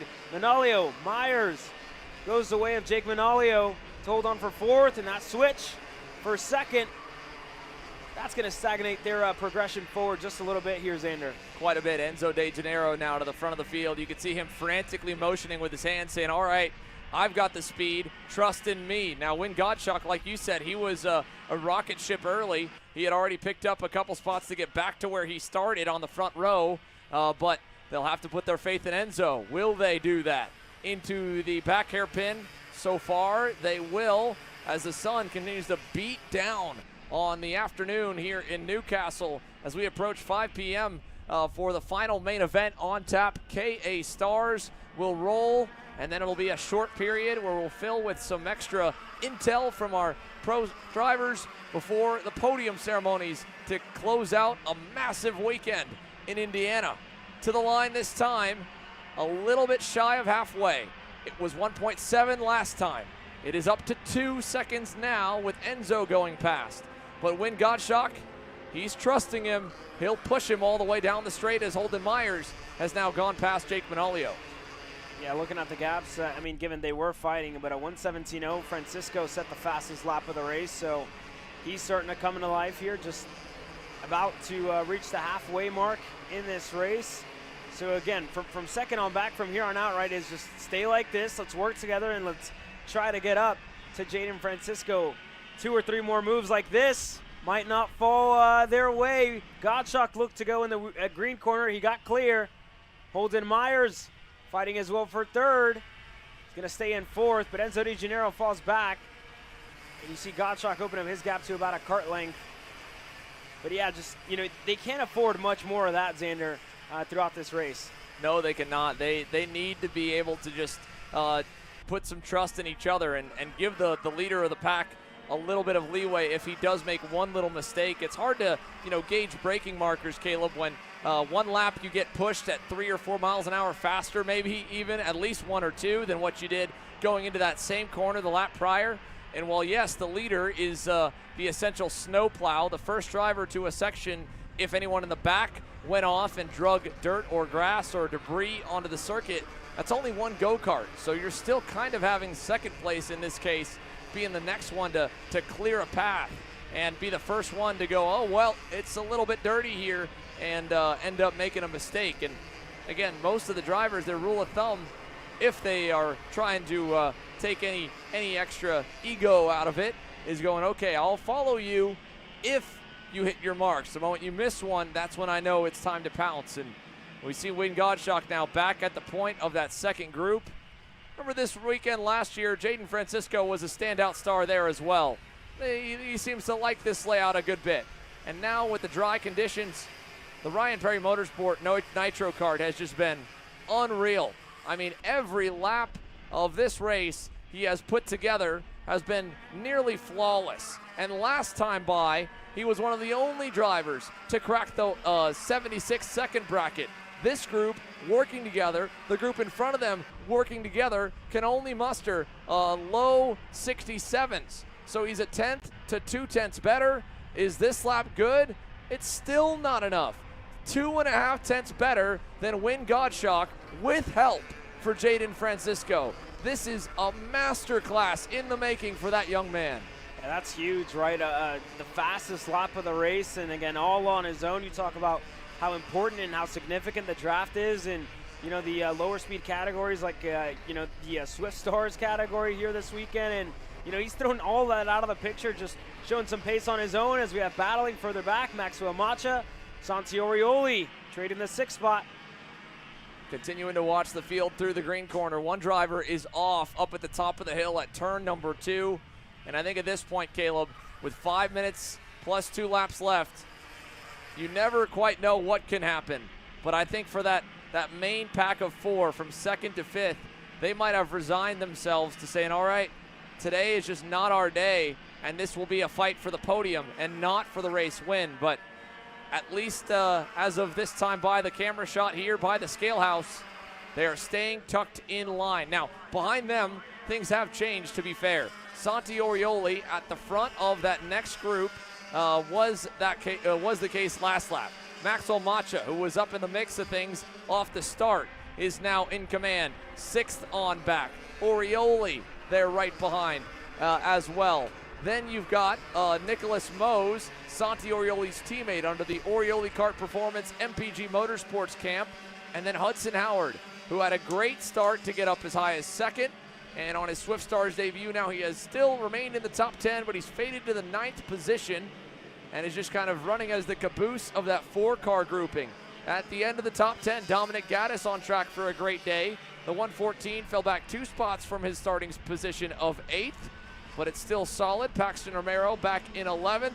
And biggest mover so far, you don't have to look much further than this group, up to 14th and counting. Danny O'Gara, he is up 18 spots, 32nd, basically dead last on the grid. Danny O'Gara hunting towards the field and closing the gap now to the rest. Can he make it 20-plus gain? Well, there he is in the 167, leading the next pack in the middle of the teens. And again, you got to look back to the pre-final, right? They made a tire change on the grid. And I think he probably and most likely received a penalty post-race that put him all the way at the back of the starting order here in the main event. So it's been an uphill charge for Danny O'Gara so far here to get himself up to 14th. Yeah, that was a great point, Caleb, for sure. There are no tools allowed on the grid, no adjustments made. If you were going to make that tire change, you have to do it before you get to the fence line that designates the paddock zone and the hot grid. And for Danny O'Gara, they were making the call to try and scramble, realizing the track was changing yet again, back to favor the dry tires over the wet ones. And he did everything in his power to make it happen, and now he's doing that again all by himself in that 14th position, but climbing up a ton of spots. The next driver up, birthday boy this week, Cameron Johnson runs 13th, Byron Bourneman in 12th, and with 2.5 minutes plus 2 laps to go, I don't know if O'Gara can get any higher. He is still about 3 seconds from Johnson. Both drivers all by them are lonesome. Isaac Carvalho runs 15th, Simon Jack Klein back in 16th. You can see that group, they're continuing to change. Here's Simon Jack all the way down low. He'll get the advantage and get past on Carvalho. And he's running with Connor Lipka and Will Feitinger there in the 18th position. Camila Canache runs a little bit further away in 19th. Lainey Thigpen, she's up 9. Canache up 14. So the young ladies are marching through the boys in the Mini Swift Stars main event. 1.5 minutes plus 2 laps to go here. Let's tap back in towards some of the major groups. You can see that Holden Myers is all by himself there in third, pushing along with Enzo De Janeiro. They have dropped Win Godshock and Jake Manolio while we worked our way through the field. And the biggest group is that when you go back for more than 2 karts together, is led by Santi Orioli, and they've got the bit between their teeth. He and his teammate Nicholas Mose are trying with all their might to catch the cars in front. Behind him, there's a change. Hudson Howard goes past on Maxwell Macha. All the while, out front, dominating this main from the drop of the green flag has been Jaden Francisco. For the first time in a long time, the gap closed a little bit the last lap. Enzo De Janeiro and Holden Myers, it'll probably be too little too late, but at least they should secure podium spots and major championship points here, Caleb, which is crucial when, again, only your best 3 or 4 weekends count. You can have one bad one, but it's always best to go into the weekend, the final race of the year, the night fight, under the lights at Trackhouse Motorplex, where anything can happen to have 3 good weekends in the bank. Yeah, this is huge for Jaden Francisco, and as well, you know, his family came down from Canada. I believe Liam Francisco out here this weekend as well. So to have the family, the uncles here watching on the fence line as Jaden is running away with the crown here at Newcastle Motorsports Park is huge for that team. And, you know, once he got to the lead of the race, didn't look back for a second, and he hasn't yet. And I will say, Enzo De Janeiro, Holden Myers pushing with everything they've got to close down their 2.5 second gap to our race leader. The timer will hit 0. It'll be 2 laps to go. Those two, at least, if they are smart and play their cards right, they'll finish no worse than third. Win Godshock and Jake Manolio doing everything they can to try and make it not happen that way, to try and get back into podium contention. They are lapping nicely now. Last time by, for the first time all race, the fast time honors did not go the way of Jaden Francisco. Purple for Win Godshock in the Bennick. But again, a little bit too late. Jake Manolio robs him with that last lap. Now Hudson Howard goes even better on the final lap. Just late in the going. A little too late for them. But still, he's only about 1.25 seconds away from Holden Myers and Enzo De Janeiro. It really will come down to if Enzo trusts Holden to stay with him, and if Holden can hold on for a little bit longer and wait to try and make that bid for second. If he does, again, it'll stay the 2 of them. If he goes now, or the 2 of them begin defending and going back and forth, we'll have a 4-car frenzy for second place onwards. Yeah, this is huge points-wise, right? For Enzo De Janeiro, for Holden Myers, in it for the long run, in it for the championship. For Jaden Francisco as well to add, race-winning points to his name here this weekend. That's big on what's a 4-race championship here this year at the Stars Championship Series, where it will all end at Holden Myers' home track at Trackhouse Motorplex at the end of the year for the night fight. But even then, all these drivers have been really strong throughout the year, shown great pace But today, Francisco's been on top, this time to cross the line. White flag in the air, one more lap to go. Renzo Di Janeiro is going to try to hold on for second, going to try to hold on for points and think long game here. Yeah, there he goes defending, and just like that, one corner alone brings Win Gottschalk and Jake Manolio closer. They're licking their lips here, looking at it, and now it is on. Holden Myers with a crossover takes over second. A little gap back to Enzo. Does he feel confident enough to open the door? He doesn't. He goes low. Crossover City now for Enzo De Janeiro. Maybe not that time, but he'll get close again to the green turn, and that will bring Gottschalk close as well. Enzo checked over his shoulder that time. So did Holden. They both know it's now 4 deep in this battle for second. And up and over the hill for the final time today in Swift Stars action. It's not the fight for the win, but it's a fight for critical points. And the final 2 spots on the box. Win Gottschalk to the outside, trying to stay there. Hang tough. Won't happen. Enzo pulling back away. Myers should be okay. And out in front, they say it is a team sport and nobody really understands the work that goes in. But for Enzo De Janeiro, it's good. For Holden Myers, it's good. For Jaden Francisco, it's unreal. He dominates King of the Castle in Swift Stars. What a win for Nitro Kart. What a win for Ryan Perry. De Janeiro across the line in the grass. Win Gottschalk steals a podium here to finish third. Holden Myers second. Manolio De Janeiro across the grass in fifth to Howard, Orioli, Machamos, and Romero, your top 10. But how about Ryan Perry Motorsports? How about Nitro Kart? And how about Jaden Francisco, the king of the castle?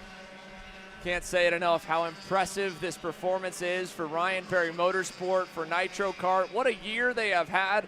What a stretch of races they have been on here. A hot streak with multiple different superstars going to the top steps of the box in Swift and Micro Swift divisions. And Jaden Francisco, I mean, this is unheard of. It might be one of the biggest gaps for a win on our season thus far. And he did it all by himself. He built that gap to over 1.5 seconds, nearly 2 seconds in the first 2 laps alone, and then continued to click off fantastic lap times. In the big movers as well, as we check the order, Danny O'Gara's charge forward. It ends at 14th with a great recovery run from that penalty. 18 spots up, 15 up for the young lady Camila Canache over the OKP MPG tent. And Laney Thigpen ends up 9, as well as an up of 8 for the likes of Cameron Johnson and Franklin Motorsports. But what a run. Jaden Francisco, you have got to be kidding me. That was a display of brilliance and all of the hard work that goes in to going on the road, to chasing trophies, to developing superstar talent. And pretty in pink, well, he's going to be pretty on top of the podium with that red and black Nitro Kart for Ryan Perry Motorsport. How about it, Haley? How about this kid? Jaden, you've had an absolutely dominant day today. What does a win like this mean to you and the team? It means a lot. I mean, it supports the team a lot, and I'm trying to win this championship and try to get the dub, and I did. You were fastest on track for most of that race. Did you know that you would come into this race with that much pace? I mean, like, we have a great kart. Nitro is a really good kart, perfect setup, and I just drove as hard as I can. Congratulations on the win. Thank you. Jaden Francisco will make his way to the scale line, and I'm sure a crowd of family and friends and team members to celebrate what was an incredible run here today. But there's still action. One more race to go, Caleb. A packed house of KA stars are ready to go from Newcastle, Indiana. And we'll be ready to bring you the starting lineup and how they sorted themselves after a full A pre-final and B pre-final. These are the best 40 of 55 plus. Alan Isambard and Oliver Hodgson will lead the field to green. You go back to Mateo Rubio Luengo, Caleb Gaffera on row number 2, Josh Campbell and Peyton Phillips on row number 3. Drew James and Enzo Vidmontien on row number 4, and All Kart Republic lockout, one with MPG, the other with SLA. Davin Roberts and Cash Perkins, your top 10 starters, your top 5 rows. Row 11 sees Colin Lloyd and Hudson Brown with Jared Clark, the round 1 winner, back on row number 7 alongside Henry Taylor. It'll be Zach Frank and Anthony Rivera back on row 8. Sam Mavrutsky, Carson Sauter, Chase Adams, and Mason Surgener complete your first 10 rows of the grid. And there's 10 more to go for the 40 driver field. The first 10 here transfer their way through the heats just barely, but a pre-final that left more on the table has them from 21st on back to 30th. And the final 10 spots from Cole Wilson and Chase Buscali out of that B pre-final back to the final transfers, Frederick Manning and David Morales. Full house at Newcastle Motorsports Park that has been packed to the gills once again. And the crew have done a great job pulling this event off, keeping everything in line. And for the final time today, we get set to take a look at those Track System North America start lights with the 40 driver KA Stars field beginning to form behind Alan Isambard and Oliver Hodgson. 15 minutes plus 2 laps as they head into the tram lines one more time to crown a king or queen of the castle. KA Stars is green from Indiana. A great start for Alan Isambard. Hodgson stuck on the outside. Luengo looking to get a spot done for second. What happened to Alan Isambard on the exit of the corner? Josh Campbell to the lead of the race. Anthony Rivera goes wide as well. Josh Campbell leads us into the shark fin and out of the corner. Big run for Josh Campbell as the leader. You can see Isambard's back to 4th, side by side for 2nd. Davin Roberts is up to P2 with a great start on the RPM Tony Kart. He was 9th when he crossed the timing loop, and now he goes wide. Isambard's back. Contact further in the field. Alan Isambard, just like that, recovers to P2. Drew James sliding through the middle into 3rd to stay there as Oliver Hodgson sends one on Caleb G, and he gets fed a wheel by Rubio Luengo. Lloyd is by, Vin Montien is by, Chaos reigning supreme in KA Stars. We've been a bit used to it over the years, but Josh Campbell is going to lead at the end of lap number 1 for the BJR crew as there's another one off at the top of the hill trying to fight his way back onto the racetrack. It is the 957 who has gone a bit wide there. Somewhere in the middle, that was Chase Adams on the QG3 karting Tony Kart. It was just difficult for these drivers to find a lane on that opening lap, inside, outside, trying with whatever they could to get through as Hodgson now looks to go on Davin Roberts into turn 1. He makes it. He's up to 4th, but again, Roberts, what a start to the race for him. That's just not going his way here on the 2nd lap. Luengo looking to go on Roberts in the shark fin. Lloyd stuck on the outside. Here comes the cavalry. Caleb G looks to go through. Phillips through as well. Lloyd still stuck on the outside. Peyton Phillips and Caleb Gaffera definitely have the speed based on what they showed yesterday in the heats, but they are still trying to just get into the top 5 at the edge of the top 10. Luckily for them, your race leader hasn't gotten away far, and now it'll change hands. Isambard back to the point with a major send in the cell tower. Drew James hung on the outside as the sneaky Brit finds another gap there. He was threading the needle to be able to get up a spot at the end of the front stretch there in turn 2. He'll pick up another one. And now Oliver Hodgson with a wealth of experience amongst a very youthful front half of the field. Alan Isambard, he's getting up there in years a bit. He's raced and won in almost everything he's driven. And Josh Campbell has been fast here in years past as we see a heartbreak moment there for Ben Lida. He goes off. But for the lead, single file, and the youngest superstar in the KA Stars field is back into 4th, Davin Roberts. What a run so far for the RPM crew. Can he match the performance of Jaden Francisco and give them the final 2 crowns on the day? And as well for Josh Campbell, right, to go up 3 spots in the start of the race. Look at Caleb G and a scoreboard going through on Enzo Vidmontien. The 11 gets clear, and he gets that spot. Again, Peyton Phillips now into the green corner. Goes on Colin Lloyd. The 2 of them work flawlessly together in qualifying throughout the heat races as well. And now they're fighting with everything they've got. Hodgson goes for a pass for 2nd. Caleb Gaffera continues to hang on there on the outside of the cell tower and close in, using all the racetrack to try and stay in contention. But watching Alan Isambard rise up and over the hill. It is now Oliver Hodgson breathing down his neck. Where is round 1 winner Jared Clark? Well, he's buried still in the midfield. Not a great start for the kid who led the points into this weekend and dominated our weekend at Charlotte Motor Speedway. He was 16th across the line last time by. Let's see what happens this time. It is going to be 14th, so he's back up a little. There is Rubio Luengo's group. Peyton Phillips, a slide, a moment, and a 2-spot loss from a 1-spot potential gain as both Colin Lloyd and Mateo Rubio Luengo get around him.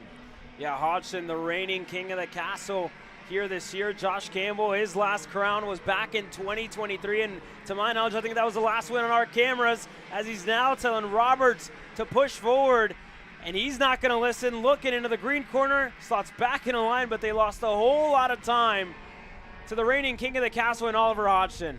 Oliver Hodgson, back last year, got the win in the final 2 corners of the race from the hands of James Overbeck. Now BJR's next driver with a shot at it is Josh Campbell, and he is getting eaten alive out there in the middle of the pack.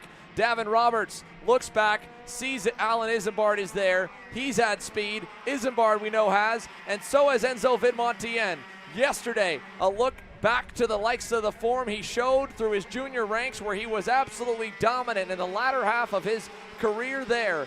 Now inside the top 10, hoping for finally a result to match some of the promise that he's entered the year with and shown throughout many race weekends. The SLA kart racing crew banking on something to bring them back a little bit heavier weight in that trailer to the next event. Isambard gonna switch it up here now. He'll take over second. Roberts back to third, and the chase is on. Oliver Hodgson, his lead, market probably, Caleb, I'd guess around 1.5 seconds now. Yeah, it's huge, right, with the amount of fighting we've seen for second on back. Isambard's going to get through. Campbell finally able to find some room to stretch his legs for a little bit to get up to third. Drew James as well goes up to fourth.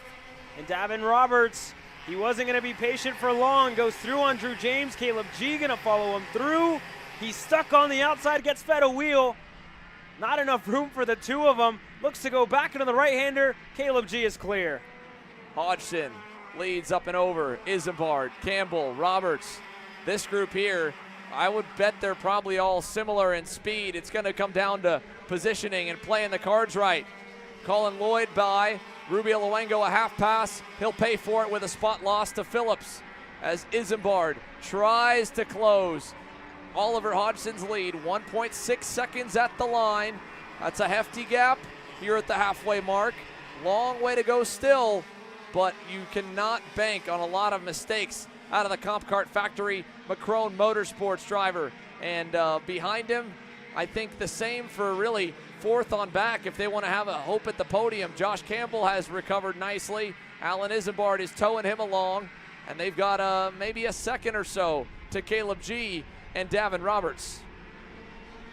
Yeah, it's a little ways back there for that second pack, and Enzo Vidmontien, what a drive for him. Here goes Caleb G, looking to go on Roberts.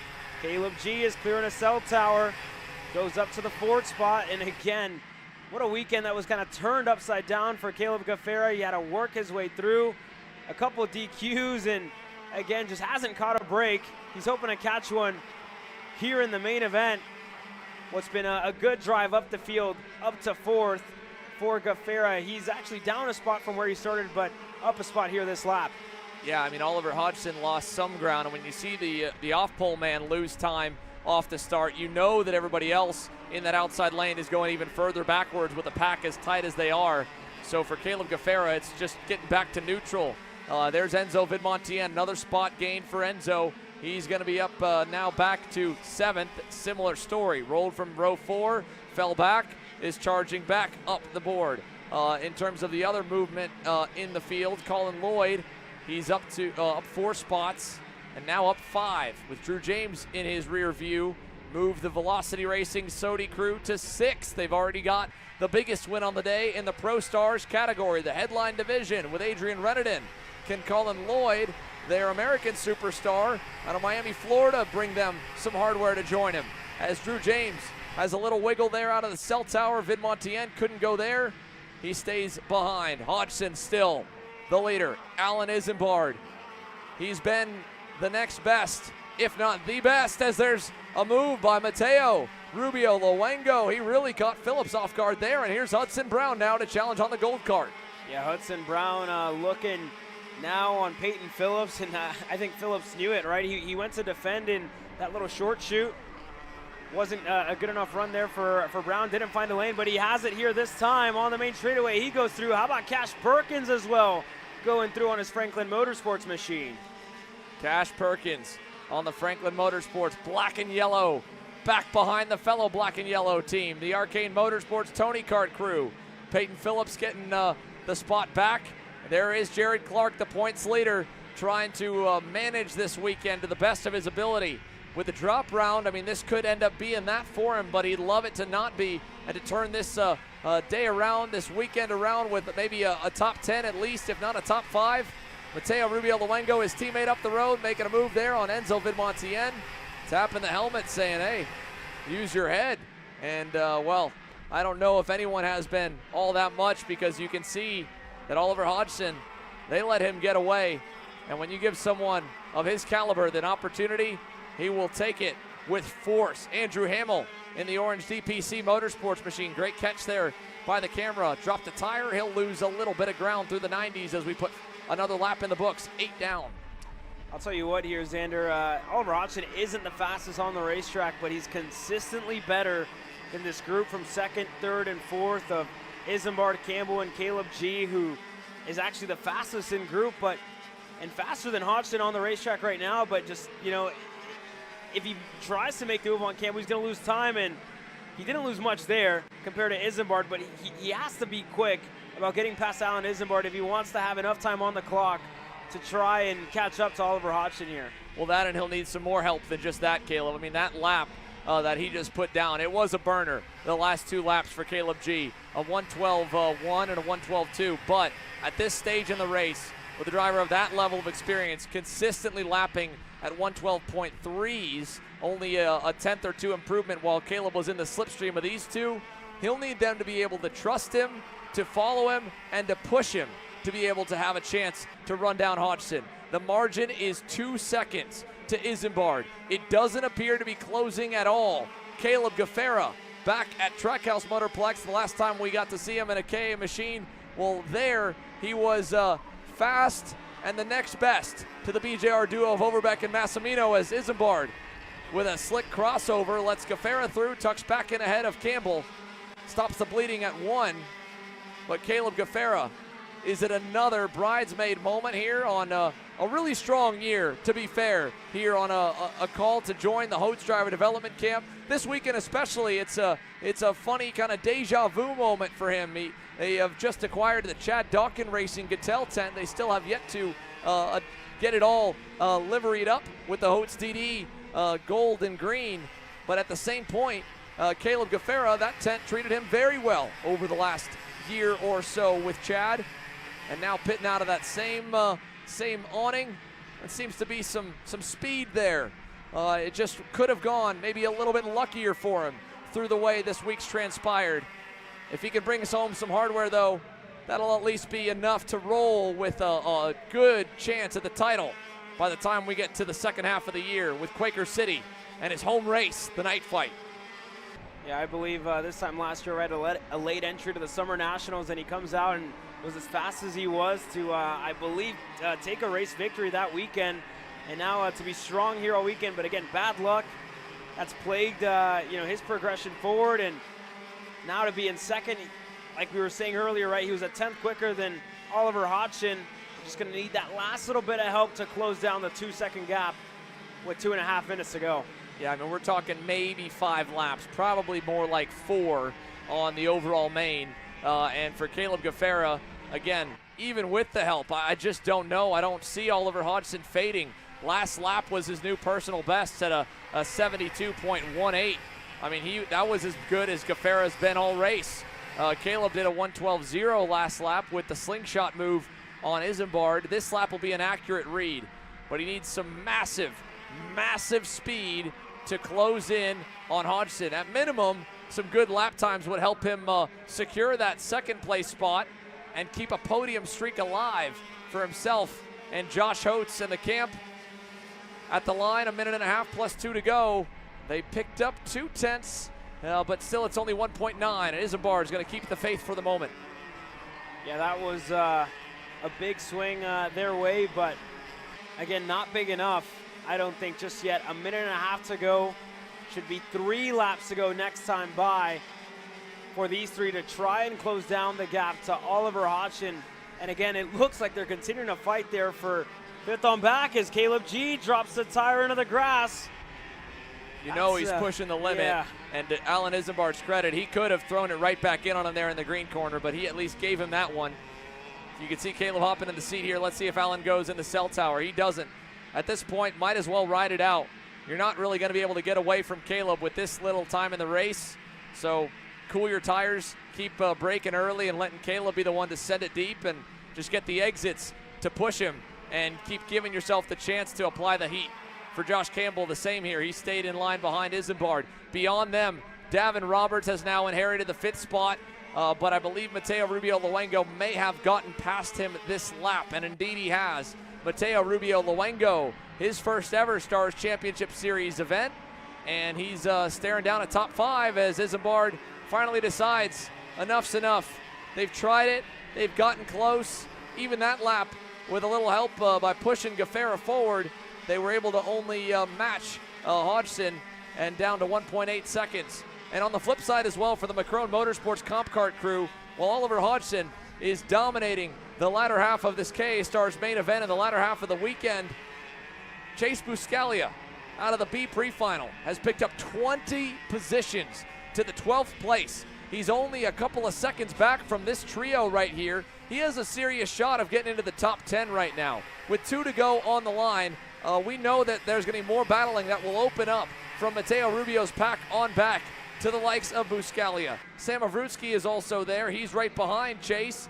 Chase may have even gotten a spot this lap, but we've been following along with how big it is around this place, and there you see it. Vidmontien, Phillips, Brown, and then Buscaglia right at the outside edge of the top 10, knocking on the door. Hard charger, hands down. Great run, great recovery. And with 2 to go, can he get just a couple more? Chase Buscaglia, 20 spots up to 20th, or to 12th. Yeah, it's a great drive there by Chase to make up a good number of spots as we work our way through into the shark fin now. Hudson Brown, Peyton Phillips.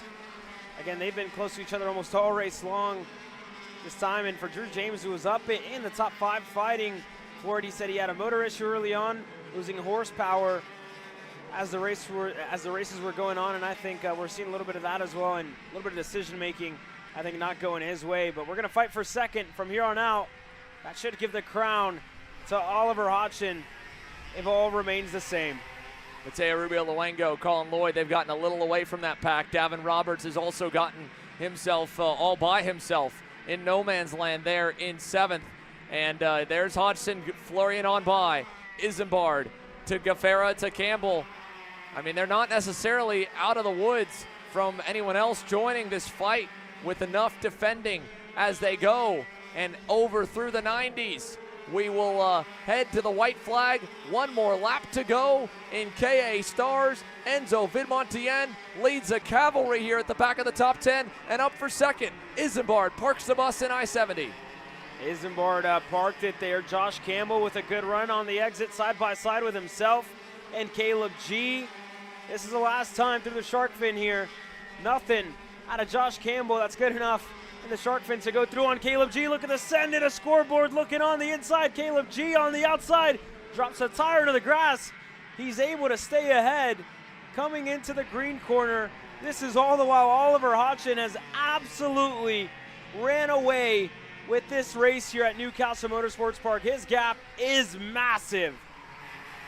Cell tower hairpin, final time. Isambard versus Gaffera versus Campbell. 2 of these 3 could stand on the podium, or none of them if it all goes sideways. As Hodgson goes by with 4 turns to go, the fight continues. Isambard parking it down low, and Oliver Hodgson goes back to back. 2 years in a row, he's king of the castle in KA Stars. And behind, for second to the line, Isambard, and Gaffera hangs on for the final podium spot.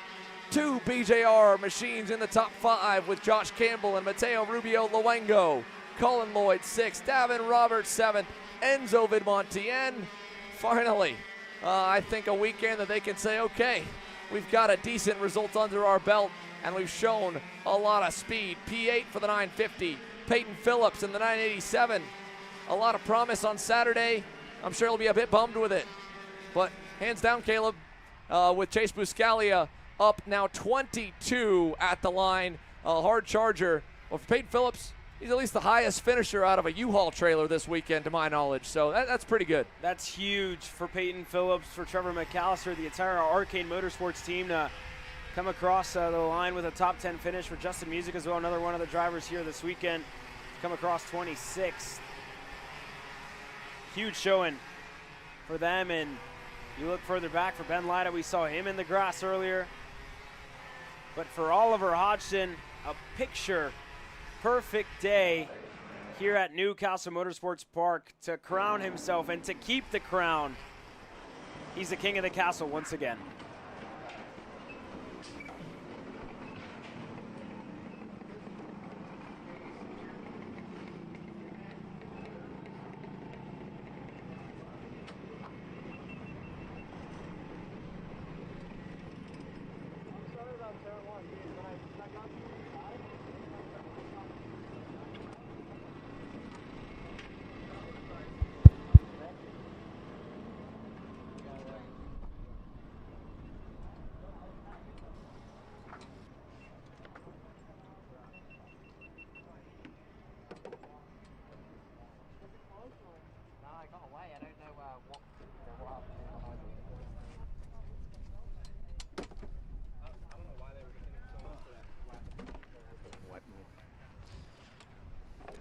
Oliver Hodgson.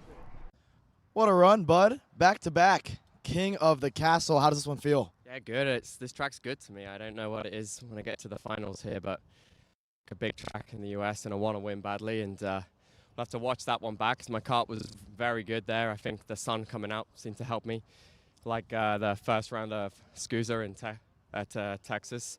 And yeah, I don't know if they kind of fought to give me that gap, but yeah, thrilled to get it done after a fun week of racing. We spoke at MCC for the SCUSA Pro Tour, and you said, listen, the kart just feels good. We're just not that quick. Yeah. You think this result's a sign of good things to come? Yeah, I mean, honestly, like, I'm pretty open. Like, I like this kart as it is standard. It was standard at MCC. It's standard here. You know, if I go back to MCC next time, I'll have a deep look at, you know, what I think I could do for myself and the equipment. But, yeah, it's nice to kind of just have that quick refresh and be back on top. Congratulations, Oliver. Thank you.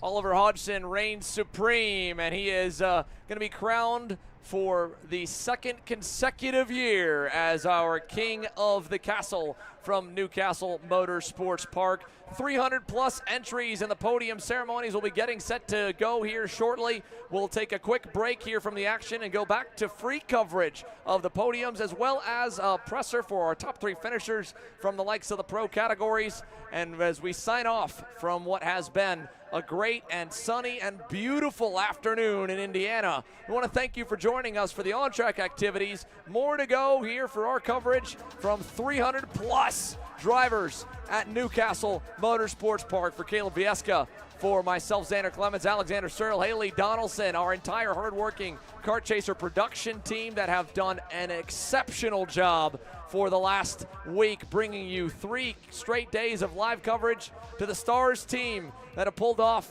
an incredible record-setting turnout, and to the ever-stout Newcastle Motorsports Park track staff. There's a reason why this place is a mainstay and why it is one of the best facilities, not just in the U.S., but in the world. We'll have more on the other side.